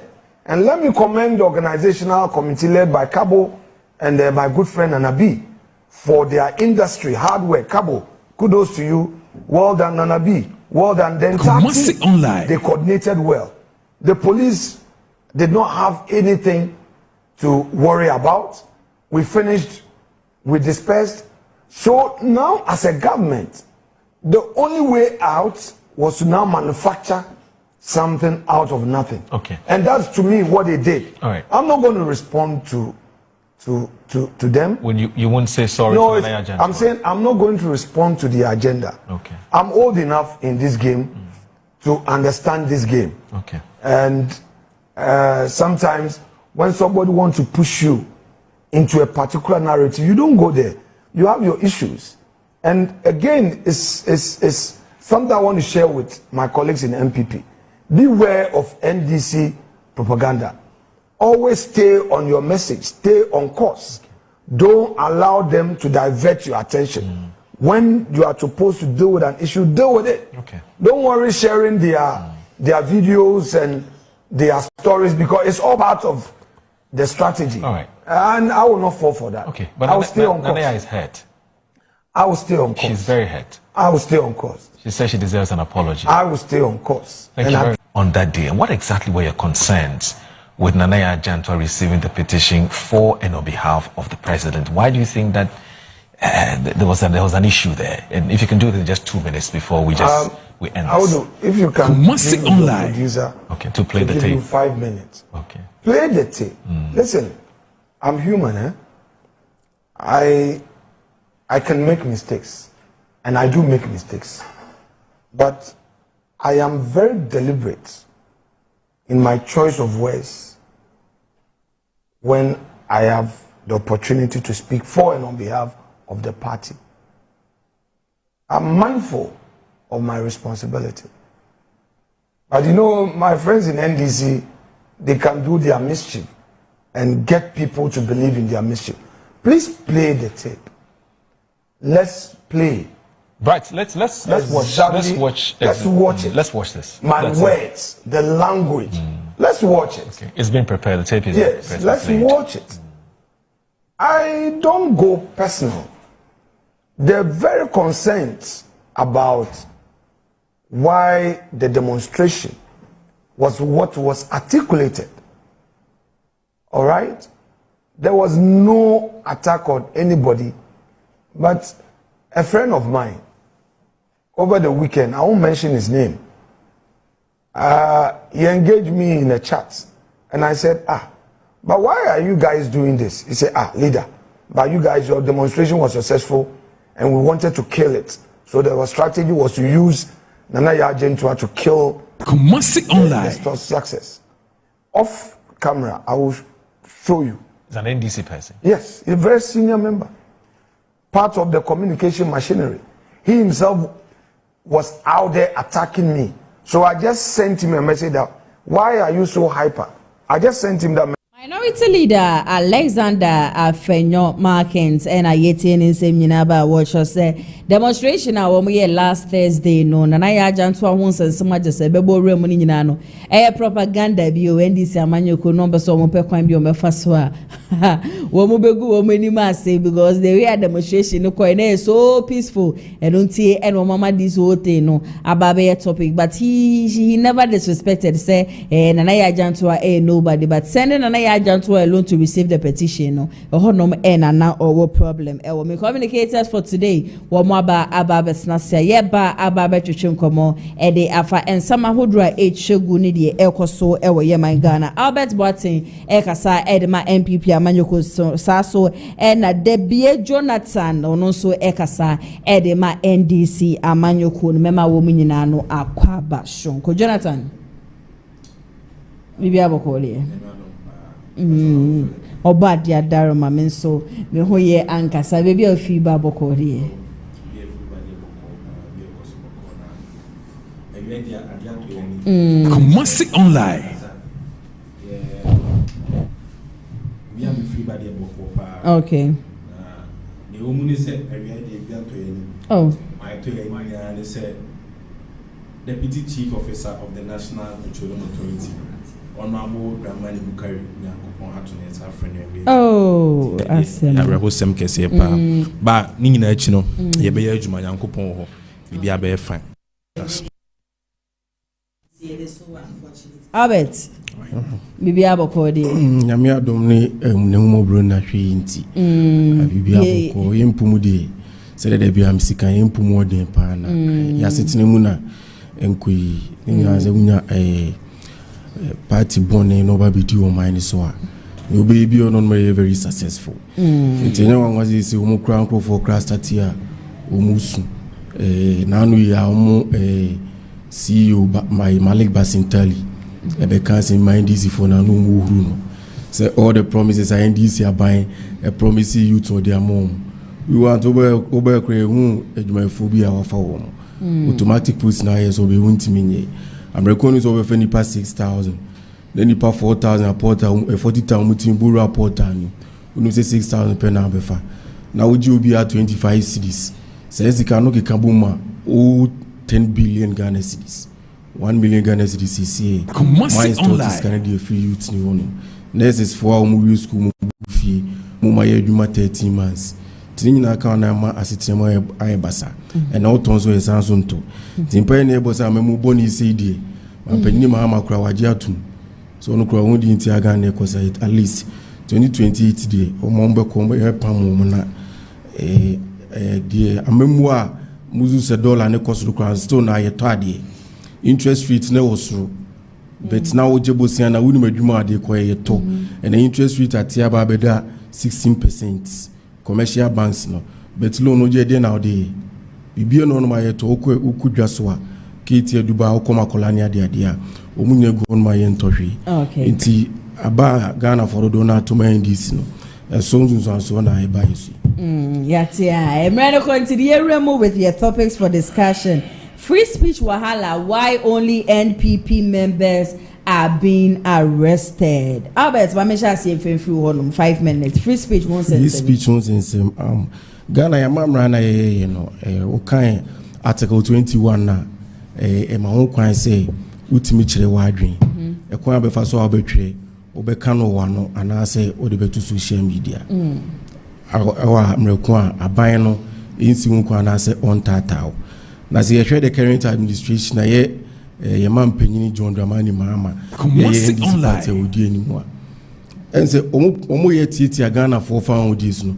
Na Ghana for fan odi no mutieti as selective. Se o mo side na se o kaseti apanyini bi o Ghana anam de ayenchiw.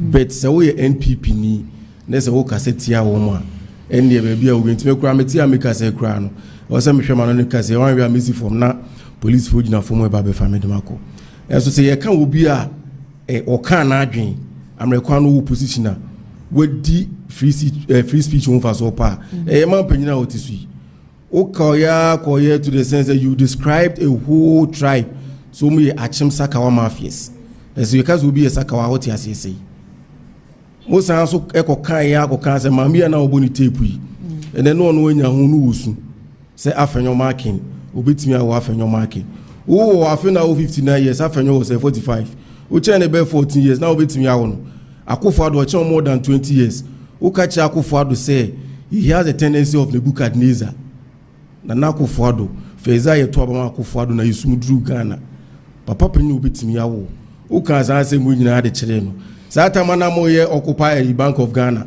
Mo koye, mo describe will be a head of security, so a watchman. I'm required pano or Ghana Armed Forces. The brand the credit the break it all. Or some so your lawyer ni mapa woni mumbrano. Mo describe no say no a watchman. Na fi de na dem buy a position. And then they will be Canadian ya kwa kochini. Enti enyo wan say omo 1.8 years, 1 year 8 months now. Omo dia ba bedia kunwa so. The padodo omachi omo based on free speech. A does to Chanko Fado 8 years. It didn't was a to my intimate Kayadri. A dear bad defamation chair say, would chant to the two on my Pinabi to say, company be a friend have to any idea. And I will buy power wasn't any idea. Defamation be any chance. It's near young one. Say, oh, man, penny for NDC a crypto roof for Chairman. They say, don't get about because I found. Now weekends, yeah, no, lawyer Martin Pibu. ono so abeka sa afa ho se yeti wo memu a because ono se wo ya de na me na wonya adwa me ntime na wonku the only thing I meet to do chairman adwa is demonstration and I say me chairman adwa freedom of speech it didn't na obi kan adwa say won ti ase ene de ade a anan wudi so fa so ne do open so a wo se da bia no de itia mamra yetia na obi a wodi Ghana ahemfo ene asofo ne omamu penifo nyina tamana na asemu ewo court mo buy na any 6 months and I'm going to free abroad by any man of national security. Now, who is the head of the national security? One appointee is our head. No, it is your corner of Casa Oman John Dramani Mama. One is just answer Nechi, Emma Kelvin Taylor, Omano, Biona, okay, Nipani Bintiasi. Obey my national security online. Emma Dinechia, then a court, Emma Nasamana on Omoko Clay. Incident was say, so Obi Canadri, on an Adrian, watching now. Yeah, time no yanga say obi na adwene ne nya adwene ye front bet ye fro say brabe you one no e bi a 5 hours 6 hours na wako ba wutimi chi obi ni 4 days hey munhwe bebi yo na 2 minutes ekura say ya won say free won sada but ada 2 minutes be free won sada abon say say enti nyanwa wa say wo ma akro for kura ka say the rate at which mo che amanfo mo express wo ma adwene no anaso mo views no too much. Okay. Because I said there will be a woman yes even the Americans and I say UK for news we can actually Trump. How much more say than I feel close to 60 years. Okay. 60 years the Democrats 34-35 years. Now they say can but who position there now what me can you do be at my jama free. And see NPP for no more tata any day and na chair so we be chena dream now chena. Say if say okay messenger na on kill message no okay uchi will be a any in so na mo konko bi because NPP for because watch o mani ma mo ya enye no ye be wa ye ni ama Ghana for say ni na mo ye edit ya Ghana for okay Albert ye better was ye Papa Jonathan, why you people are arresting only NPP members and leaving your people? Kumasi online I'm messing at sha no match obi biara wo hwe enabie I'm saying the freedom, the definition of freedom of speech on TSC. Okay. And he doesn't know the reason why he's on this table. Okay. The reason why I'm saying this is that, listen, all article will be in the Constitution, Article 20, which enables every citizen of a state every citizen of this country, Ghana, to express his or her right, whether writing or on social media or whatever. And when you read section 2208 of this same constitution, it talks about publication of what? False news. Yeah, I say, yeah, more to me, if I can say, okay. When you check the records and arrest are also in this administration of His Excellency John Dramani, the competent president, atasi actual a bienwa, what children are doing after Momu, ya chino. But if you peddle false news against someone in this country, then you have to be willing or unwillingly say be fraud or a competent court of jurisdiction or the entire or peddle that falsehood. Let me tell you, men won't go back in 2020. Yanka say semi jemfi.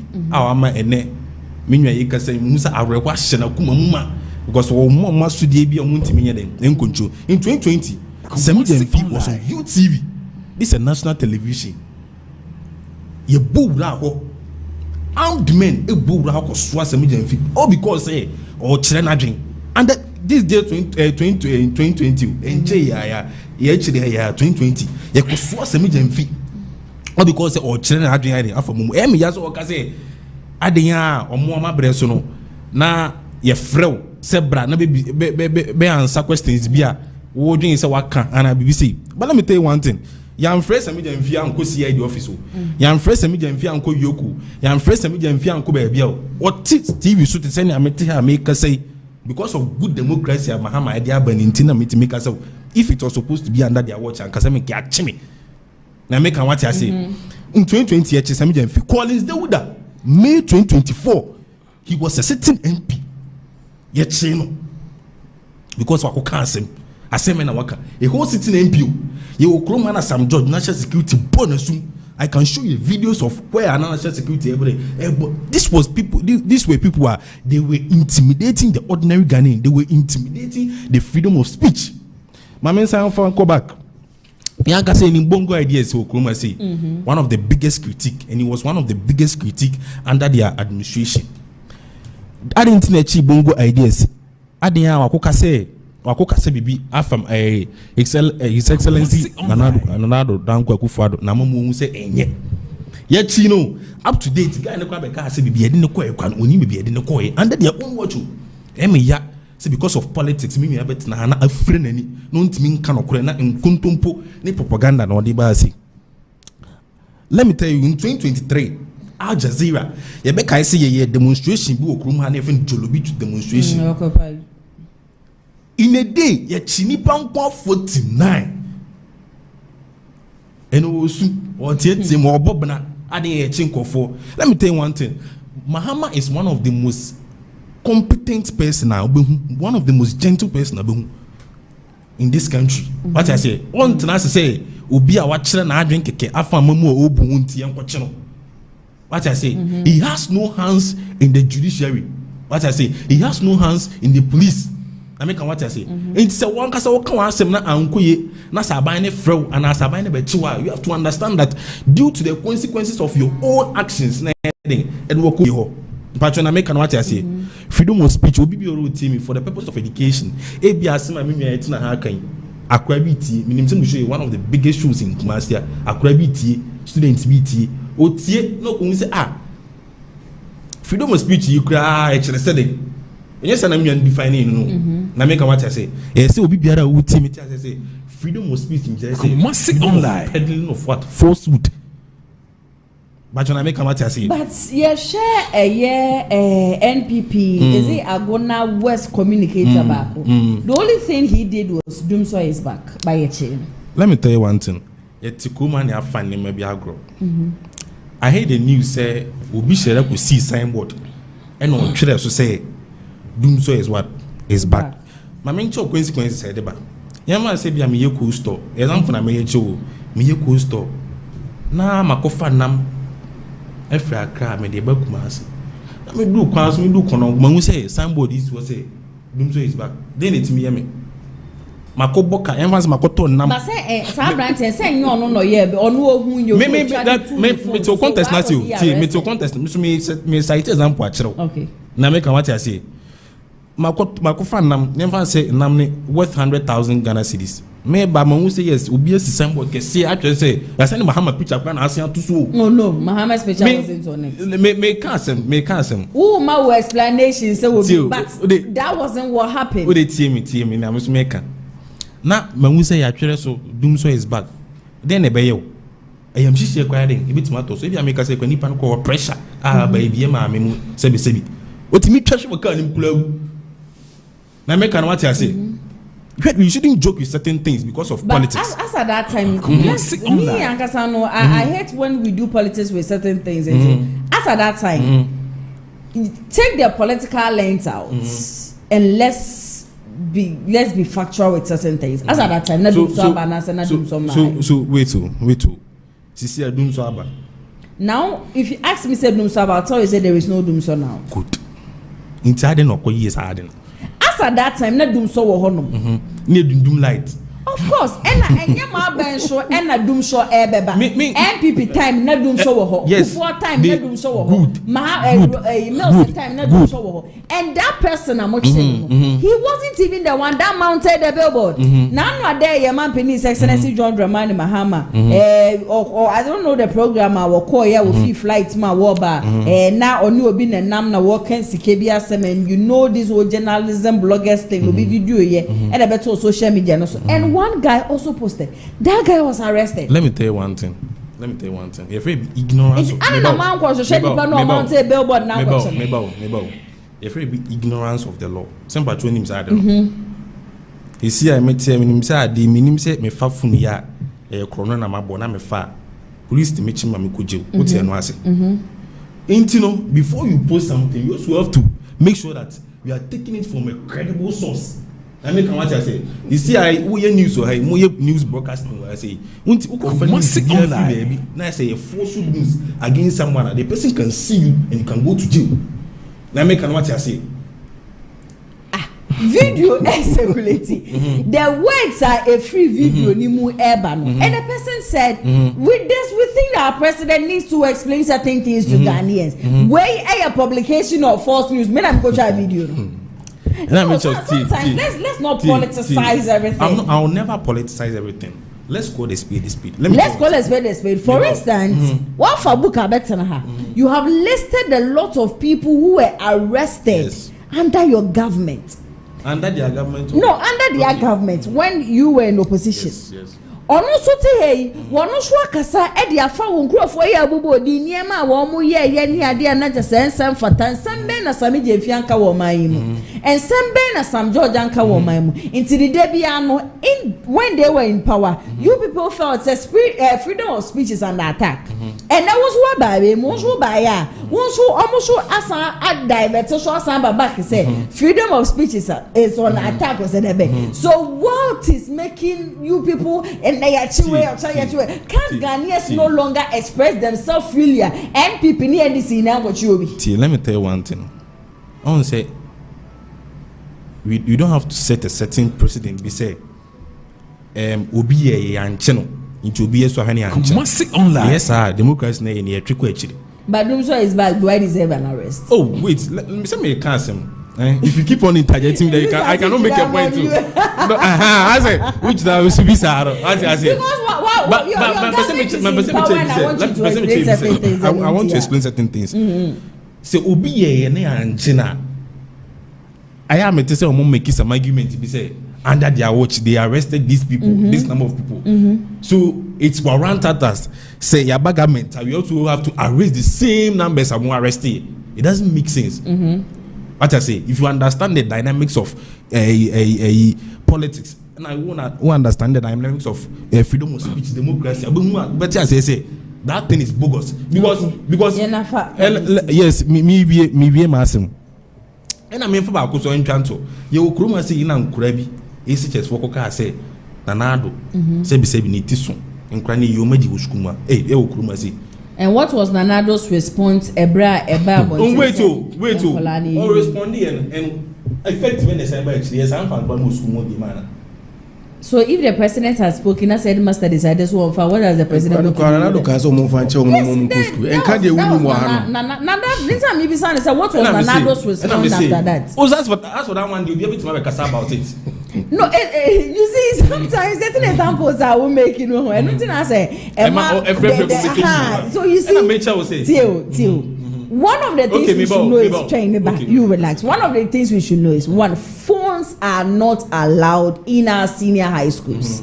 And Kole was to Kumu wearing the school's uniform. And one more that's now social media issue and one more chabo ye mampeni.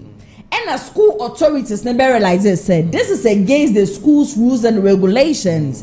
And we decided say I am going to dismiss the children from the school. And the president had it, and the president said, and Koleya Wamu Didi Matemnia Day, he is a human rights lawyer. They should just allow these children to be. It is a school that decided, say, no, it is against our rules and regulations. And you know, when you know, Pamume free school, what has the president got to do with this? And I make a choice say, so be kasa about it. Into be kasa about it. Na sebia ya Pamum Kwana. What's the effect of it? What's the input? So to you, it was the president in the parliament. So in this example, I will not buy it. Okay, let's continue the show. Say no, we say like so. I said no, I make a bit. No. Listen. I really get. Let me tell you one thing. Okay, man. Say President Rebecca actually need to see you. They shouldn't have the right to. So I say no, it carries nothing. Because what Bekasane and Frank This is because the school has its rules and regulations. Maybe school I'm calling you rework right now. We go for 3 months. 3 months now is a one full term. No, what about Kegu? Into what of that? Into no, say man say be a meko riwo. Na me mama ye president na mama si already or srama into mon fancha na school make say no still na it's against the rules and regulations to me go fear. Would you say me mama ye president no be kan ye na ye ntie me ya pam me na no. We are wrong, you are wrong. Okay. If you are wrong, you are wrong. Should we continue? Let's continue. Let's continue. Go ahead. Why is it propaganda? Na be yet am. Me propaganda bia. Obia was show me bia nim say media. I stand for the truth. I always say this. I am not affiliated to any political party. Me nya MPP ni, me nya NDC ni. Eya no kra. Me kan sa so na enya no kra so a. Me kan ye remo with your next topic. Arrest of TikTokers. Pebu accuses Muhammad's government of double standards. Albert, Mamiti will take on this. Lawyer Martin Pegude so be any political party he's affiliated to. President by Wabona Basso. And now my brother he was talking about say publication because our freedom of speech was say do a publication of false news. False news that can cause fear and panic. And what say okay, actually say ubi akofani nam na baby akofani nam free time ebo nim to do so you see and sometimes politics say na nya gbagbagba ni de do can the reality say na de netie one na nim say na dum so ho no na ndu yakra Africa transan so start no because ubi din nam na ebo betimi akolapse na yesi kremoni we na mokotwa prekuti e de say Dr. Bawumia sa Ghana na nkomdi omu yuti sa Saudi for na nkomu ku Dr. Bawumia and I would defend the party. Yeah, moment can of politics. We say, no, be na Samajanfi. He is very vibrant. By a trona will chair na a man di Briano, and then no Boka Walker say, Yadoba Cocoa, Yadoba say. Na Satana no position on court as him. To the Mefanus, Ghana for na Bejaji. Martin Pigua Samana. You see, they say any punch at the Yada, and continent TV so, and I say TV. And now, also. O Pekwan expression one say we are the person be and the only means I'll be to me the expression be call money because say also TV cry na ye many news are still now cry for now on TikTok it didn't na me come adria me na me to mas 2% Ghana for na ka say ye man pani wo ye adwuma am rekwenu say but Albert we should also know say the fact say you say kawadwin doesn't mean you should insult someone. Not there be Ghana say Yabeka no cry. Say Yabeka no cry. Ghana mre beer on my chest to do be at Tamawa from on Chemi article. Nayama Penina da Chema Rollins. May you so rest in perfect peace. Assemble no aka check for. Adena na mo position mudi swabano. And they will make them intermediate. I don't buy that one. Okay. And no dear men ko dear men mo stand. And no dear men your politics do be at them. Because I mean no one adwin why are there na be Ghana for do na adwin omuno nya adwea esedun ketaga say your kwan bebre betimi afa so okuma gina moa betimi aka asem no wo asem ekwan bi so a ubo se asem odi nipa ya kama asem betimi nkoso me fo na me didi atem ba obi asne ekwan a wotimi fa so e kire na adwen enti ano no chese kokochi obi kire na adwen ma me omo kire no nanu ya se wo say ye man NDC for say man panisi nentwi papa no o kan asem ne nam ho so for ya mukobu ni den we o ka say wo de ne ntwe 32 as say nantwe no menya so the to party me easy for nyankoma de no obeye de amamo na ma mi ko ka bia ma kwa che ma me no e de be nti say basa se moye ne sa say otumi kurawa de bia me ka say ye wo so na Ghana for ka che na ye nti no omuto abetai enti ne tumi ni kurawo na so de be twa Ghana for mpoa wo de be to ayampia obi che na adwen ne ya che no say 24-hour arrest wo kan wa adwen ne say ye che wo kan wa adwen ne say ye che but this ni kan adwen dia ye nchi no enti ye say me de bia me say ne say Ghana there as far as kabi ma me kabi na ye kan di say nipa no mane kan adwen politicians communicators a omo call radio so na say TV so a omo kasa attendidie wom eno mo attendidie no hwe ma omo credibility enti nipa no be kan adwo obedi dia ya crofo ye kura so bi won ma wadidi atema wo kan asem kuro bitu ka so nipa wedie na asem de yemfanya asem so na NDC for the same thing nipa bo na wo TV won say o ye communicator no obakro to you to the search channel no it is arrest ne die wo yes ahun be ye hintem o mu twa so na mu Ghana. All right, Albert, yeah, that's it. Jonathan. Yes, more benefiting from me too. That's a double standard view because more benefit they have. Momo you come na man for bindi where they just 2 minutes. Me and Kaza am asro me team sa me ni time esre. But bibiana obeka biano, we are communicators. We are learning something. Sure. We want to enjoy the fruits of our labor. In this case, going to the global stage one day, you're saying in the national politics. You have to back it by fact and figures. Let me tell you one thing. What are we benefiting from? Medical kasa ba kuna mami chance me kasa. Me can bibi. And some me can and say, let me tell you one thing. Yama kwa say kasa. Kasa me kasa. I don't know. Omo you know minim. I say omo feel say omo kasa. Omo kasa mboni fu obi ho na ye chinipa na ye de neko police station na Bawumia ejina ho ni twa picture. Eh. Ani jiaba. What I say, because that's what I feel. Because in Kapa, on one case, we say our communicators, but we have said number 2028. You see, selling it out. By your chicken mercy and India, we want to tarnish the image of someone. What I say, me mouse some scenario be. This was one guy be a selling for Mwako or threatening the president's son. The Indian film, so a president's son, Indian film, so a normal person to send me a meeting.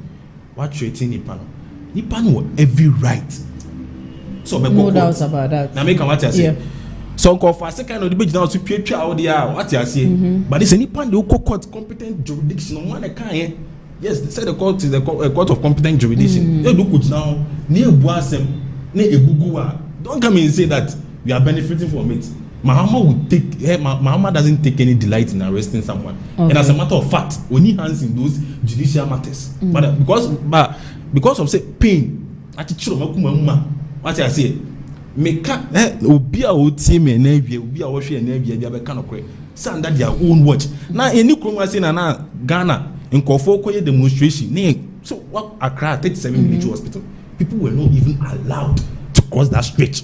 Tibeko Jubilee House and no me ko Jubilee House. Must sit online. Ejina gate e man ko for the monster touch. No, e mo aka say ahun to abakrum ahun to aba freedom because cafe is na ka won timi nyo. Brutalization, bro. Na make what I say. So let me state it emphatically that President Mahama doesn't take any delight, and as a matter of fact, anyone the chain call for. Okay.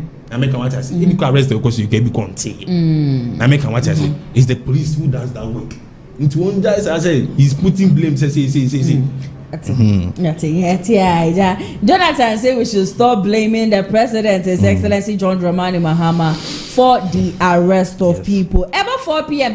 maybe a phone lines, at the atum 0550623377. Now also wait to me about Jumedi and so Edward about Albert 24-hour economy market and rather and Accra Metropolitan Assembly Ekwakacha Gbugburushi traders and they say ma 1 month pepepe womo fa vacate efefi honum no mama sha say free Jonathan and your government promised us 24-hour economy now it has time to market this area there. So are you talking about 24-hour economy or 24-hour market?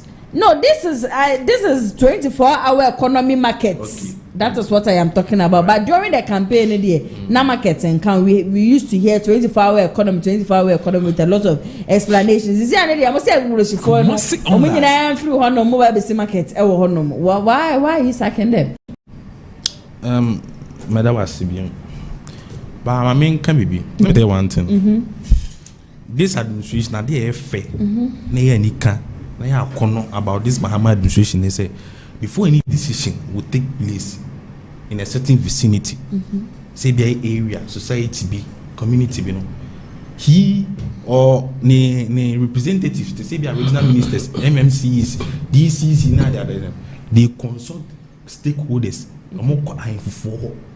What I say, people in charge of those places, they don't want to kasa. Me ameti me the same be ma meton adewa bubulushi. Ni akasi be tune free ho. E bia say ya no adwane be den. E be boy, let me tell you one thing. Abubulushi be bia abubulushi fo ina me chiamo. Me akasa me akasa ho na meti tema nti wa akra ho bi. Ope bia se bi efi e wo pa obenya ho ba ko. But people are perceiving it say a deliberate action meaning I said that you could dream a free. Well, let me tell you one thing. Some notice we can and no, let me correct you on that. It came on 29th July. Even that one, it was the regional minister, Mama Lenda, Nano will make it that suggestion say and one is not only about say 24-hour economy market no will be still no but it's because of sanitation one issues. You can go online now and see the state of that abolition market, that area. You could see say debris a fee because say you turn him out on a fee it's not nice because the idea is government not as him say there has to be some sanitation measures be say taking place now then you can also mount that structure the government was want to mount on that area now I say place now so we want to understand the whole 24-hour market thing now. I say now no because in your first place in more information there are places and then the video will be whole story building you say the whole no market. I want an explanation on that. The question again, come again. I want an explanation on this whole 24-hour market thing from nowhere. Okay, let me tell you one thing. I want to examples. So also see what example again? Wait. What did you heard says yes 24-hour market. And I'm asking you say where from this whole 24-hour market economy market from accepting from the explanation during your campaign Modema Ghana for 2 markets. That is a question I am asking. Oh, sir, was it yesterday? Minister of Government Communications about out ABHS answering. But the fact is that we promised 24-hour economy. American what I say. Now I say you promised 24-hour economy. Now I say I shift to 24-hour economy market and shifting course, but they are all inclusive. The American what I say. Yes, it's a policy we are trying to build. They are all inclusive. American what I say. And shifting the main motive of that policy is not being marketing. American what I say. You are trying to broaden the horizon of trade in this country. American what I say. Let me correct you on that one. Say you drink for the angle. It's not the deliberate action. Yeah, you should say you could do with the angle. I don't know if the way I said it now you asked me to give you explain or ask you the question again, and I'm citing an example that from what you people said during your campaign. Any it is a different thing because recently me who obi story building na no egu a womo chese womo de honom no eba be market. So I didn't say the government deliberately decided so collapse amount for dying egu so the baby market. Hope you get it. Yeah, I get it. Okay, Albert, mamintie with 24-hour economy market time online. Zakabe by Stone Ibeka was saying he was talking about say ye nya kwenya ko Jubilee House. Na 37 road un baby eko 37 military hospital one esanso ko airport na matimi akwa block main road a eko honom ama one of in bi ka say Ghana for kwasiafo moafo atiefo mfanchemi moafo we say ebi wu na ayede nti wa block kwan ke ma kwan na ba Jubilee House and police for no biti o mo asem last o mo say NP before demonstration it was very successful, peaceful. Omanya yentia se be block ko be we you. Entia munsu akwa so demonstration. Momo press so ye afact for demonstration. Satan na mu di so aba. Mutu obi ani say. And that's the difference between any mumi no. Memra 24-hour economy. Na enya wanwa say menu etia kra no say or dane da me say me because the main originator of the 24-hour economy no one kasa kra untimi chirechirim. The one kasa 24-hour economy man penyini tama no opposition ebisa wantimi achirechirim na ye no one say na amne tama na mu opposition sen ka muka che Ghana for say 24-hour economy no eye say baba besi market anka Ghana for beto abama mo some major difficult na Onua TV e ka che ye titi say 24-hour economy na 133 shifts we be adwuma from anopa itebu to ana ukọ e ba say 24-hour economy na adane 24-hour economy 24-hour explanation enye mani wu Waka story building keke. Ko inche ne kokohwe. Edwa amampanyin da ko fa do se mo dwuragu. Munko srem school dan mo dwuragu. Mu se mu ba be 24-hour economy market. Oyonko ba o se agenda 111 111 hospitals. Ye man panyin be no se nenye prudent. But we see more than 250 markets across the nation. We say they are very prudent. Now say economy neni. One a catcher who build the marketer. Economy and our percent a flourish. Because market now is there now be. Ye be somewhere bakubi or amenfi on MCB was say a 24-hour economic kaku day. Ye beton kaku wono. Now even the 24-hour economy secretariat they close at 4:30 p.m. Now we are tourism minister. Abba Kaji say 24-hour economy no your cost adenya since we matre umutanim from anopait to 10 p.m. Now from 8 o'clock to 10 p.m. 24 hours. Mama ya mamunya mo adwe some person mudi digana for atem. Na Ghana for no nye say na mo kai 24-hour economy mo agaza mu ntimi nchirim. To mama pa Ghana for achew. Na edwane de ababi aba osidwa. Ababi aba osidwa. Na obi ti ba bi ton ade o ma no 1 month or ultimatum say on 2. Alternative be na ade ama no. And I'm up location for the Google Shifo. Map catch me, someone I'm more by so. Map baby, I'm home. It's Manga policy, no, because Oyoko by say, na, yes, I said to say them or by the first 9 months, the 9th month, September, SHS for Kono. I'm over saying you said there be Ghana for Petrosika, will be a Yanfaso, and may fear be a money penny of us. Modiama Bamuson Babesida, Nedjana Mobabesi winning. Edwana Busia beton stores no dia ma home. Edwana beton stores. Etumo de NDC abane de ekotobe kuma na Ghana for na no asobrache na wiwe ni. Okay, maybe a phone lines no edia to 0550623377 0550623377 over to me afre abaju medie so na ode wadwenche nyina ba meko comment section na sena from the start of the show comment ahodre ba ye nyina no makenkai ni nyina no ede amamo Emilia si good afternoon na yasewa. Please, how are you doing? Good afternoon, Kingsley. Nyamiadom. Mehoye papa na onso. He must say, this Islamic leader is busy calling for fights in this country. He must be arrested now. Some Muslims are very violent. Okay, Emilia, say Sheikh is right. Anything good, Ghana media or journalists doesn't take it serious. Only things that they take serious is politics. How can this country be serious? Oyema said this Islamic leader hasn't regretted his actions. Okay, Francis Adade, this comment is to the Islamic leader. So learn and stop fooling yourself. Knowledge and wisdom must come from your mouth. Skido was said this is the reason why the Akan should never ever vote for anyone who have a Muslim background. Emilia say President Mahama should allow strong 4 military officers to discipline that useless leader, and that should be live on GTV Kumasi Online. Unless useless man, look at your leader Sheikh Shaributu, a peaceful leader. Oyema say Owusu Bempah, it's okay why Bawumia forgive Bawumia na every day this and that. Abba Kofi Esse voting for Bawulaya is confirming the war between Ghanaians and Fulanis and Ghanaians. We will curse anyone who votes for this current fake NPP party headed by Bawulaya Asemu. Emilia Senanaya said, well, now you see NPP problem. Ekufuadu and Bawumia is the problem for NPP and Ghanaians. Mr. Feze, please calm down. We have heard you. I was in NPP since I was born.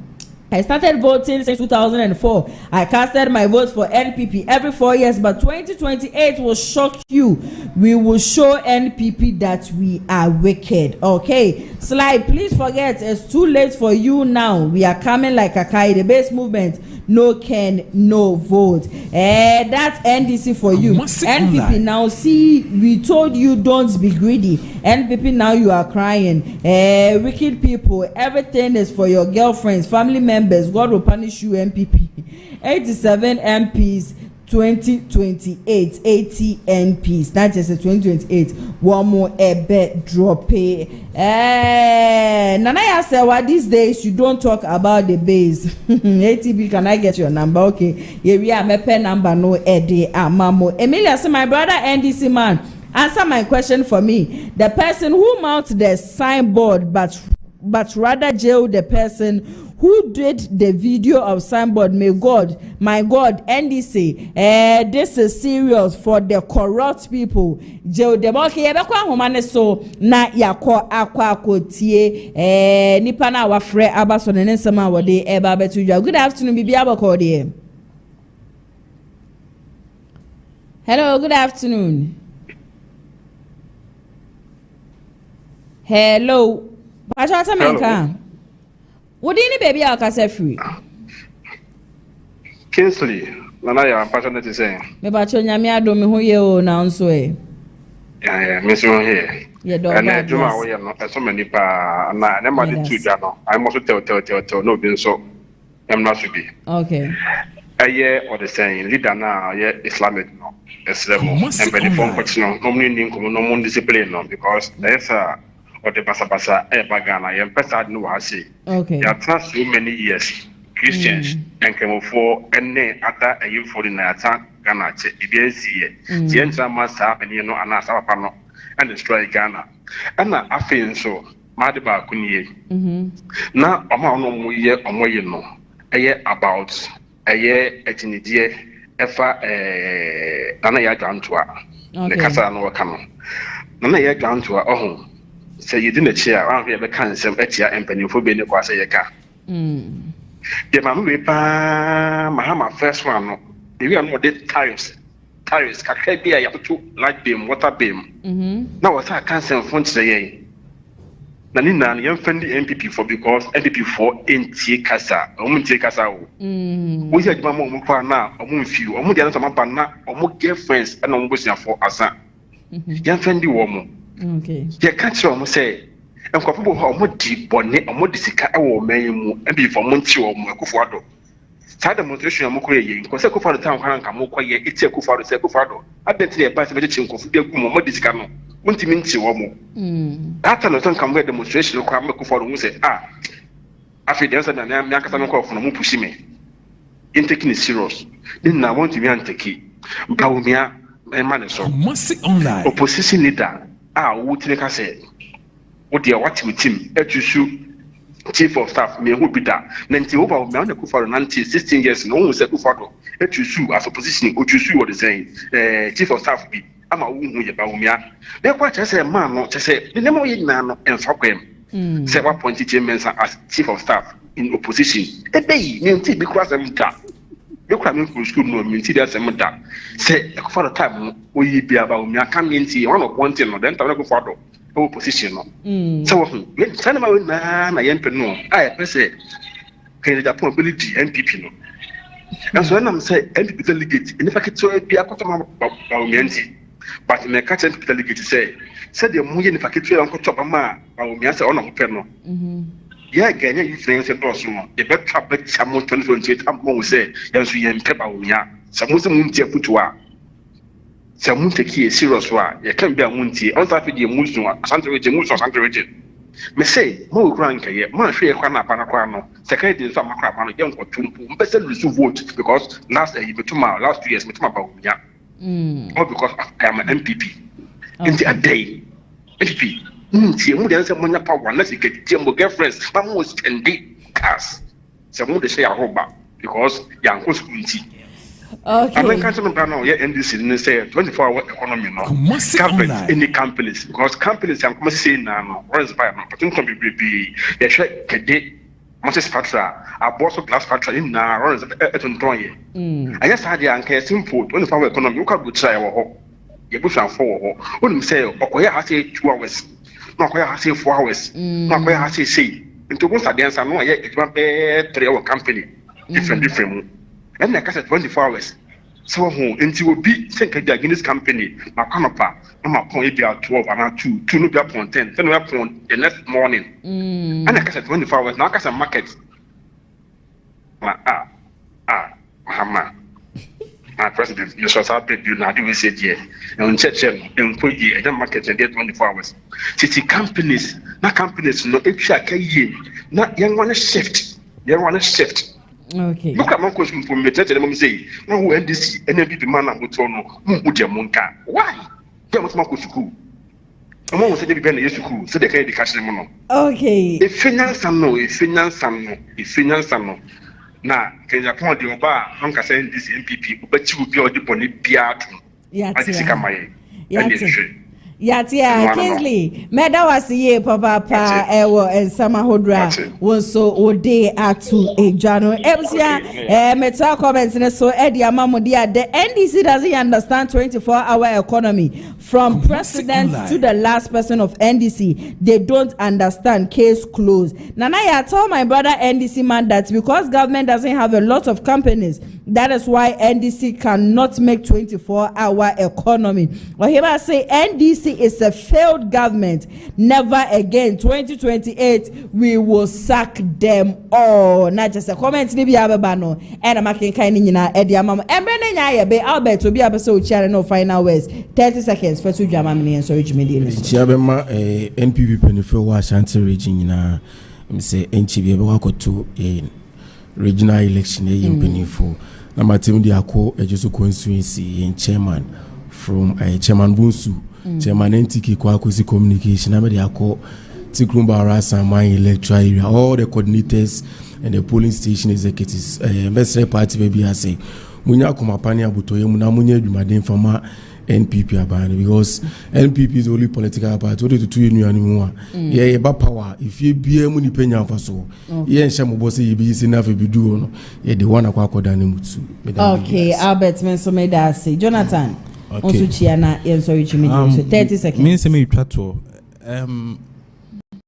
on get seat abana MPP for a chair Jubilee House no omo demonstrate adibia a nation wrecking mentality. Yeah, kaisa sa very good na ya papa mo last year seat August omo show omo kwa helicopter crash yeah then na yeah kai omo commemoration day, remembrance day. Now what me sorry so yeah I'm not saying that I'm not against the demonstration but you have to also get the wisdom to when and how to demonstrate. Now make what I say but on me try to make sure me ankasa me constituency Sunyani East and Tama West ne 10 executives no more this thing na Ashanti regional minister Dr. Frank Amako he attend this year ni mo hapa. Okay, Jonathan, Ekasa Edema NDC medana si ye papa. And I'm crying, do my fish though. Enipa more than 30, and I in so uniform, we know enipa more than 30 tan in your baby now. Now, the channel I'm national prayer Thanksgiving service. Ube job because I said, yeah, fancy and Albert Boate Casadema NPP Amanyoko Sasuna de Bia Jonathan, or Casadema NDC Amanyoko, Mino woman and ne, Egyptian Common El Showdown Jumedi and Sujumeko Biana Roma, and I'm Timidi Jumedi so Ebersomo, Danny's garage, Messe Ope Kata, Ope Katia Poka engine demne correct dia patrol and two any go baby abepiem Danny's garage na bra be shekasa hodua egu wo showroom say Takoma say VA say saloon cars bi de ye u baby ni ade nyina na wo mo obi e wo ho no Mondays akosi Saturdays wo mo ya available me patrol to car papa de bia mkasa asem city skato ade papa enkoto second hand de bia obewie na wasan show enu ho wo ma chi akwan e Kumasi asokwa wo mo ni TI Amas na edi insheni 0550623377 obetimi Alfred and his garage or number ya mabobo sui edi amamo sasom and a police ban for so masiam to me jumedi eso be show mo wa paso etuchu me pacho we chika sel shode no pebia I just so ye san obetu me kra shode efru kata so mo sho mo na ante kakra bia si ye mi sisi yo mi kotodwe yo eno na de beko wuo mo amosasa bro show to anacha sa aba me pacho ko pharmaceutical shop bia na se chemist shop bia ko na kwajo de we ne bonya dem so ko na de ye de be ma no etinye blue ni ye ntro police bam emfa ho de me pacho enje ani amafo atwa bi egum o to atọ papa no we ebo kama we o de sra ho 5-10 minutes na baby a hoye nyina no na pace no ekoma mo pe ne dudu etu no mo nkopie mo Missy Herbal Center mrom Kumase enkoje modi 0244582993 ofre wo mo a wo mo so ebejo social kuma me da production team ni nyina se hana ATP and somehow would about one cat animal or the best camera any MCR so Adwa Sapoma and our fake joy boa woman sandwich ma and a shegu me am Germany Jumedi so some medin any nanaya so when yami adumechna exactly 2 p.m. Yebesan Swedish el showdown Jumedi so much for you in Shama Macram.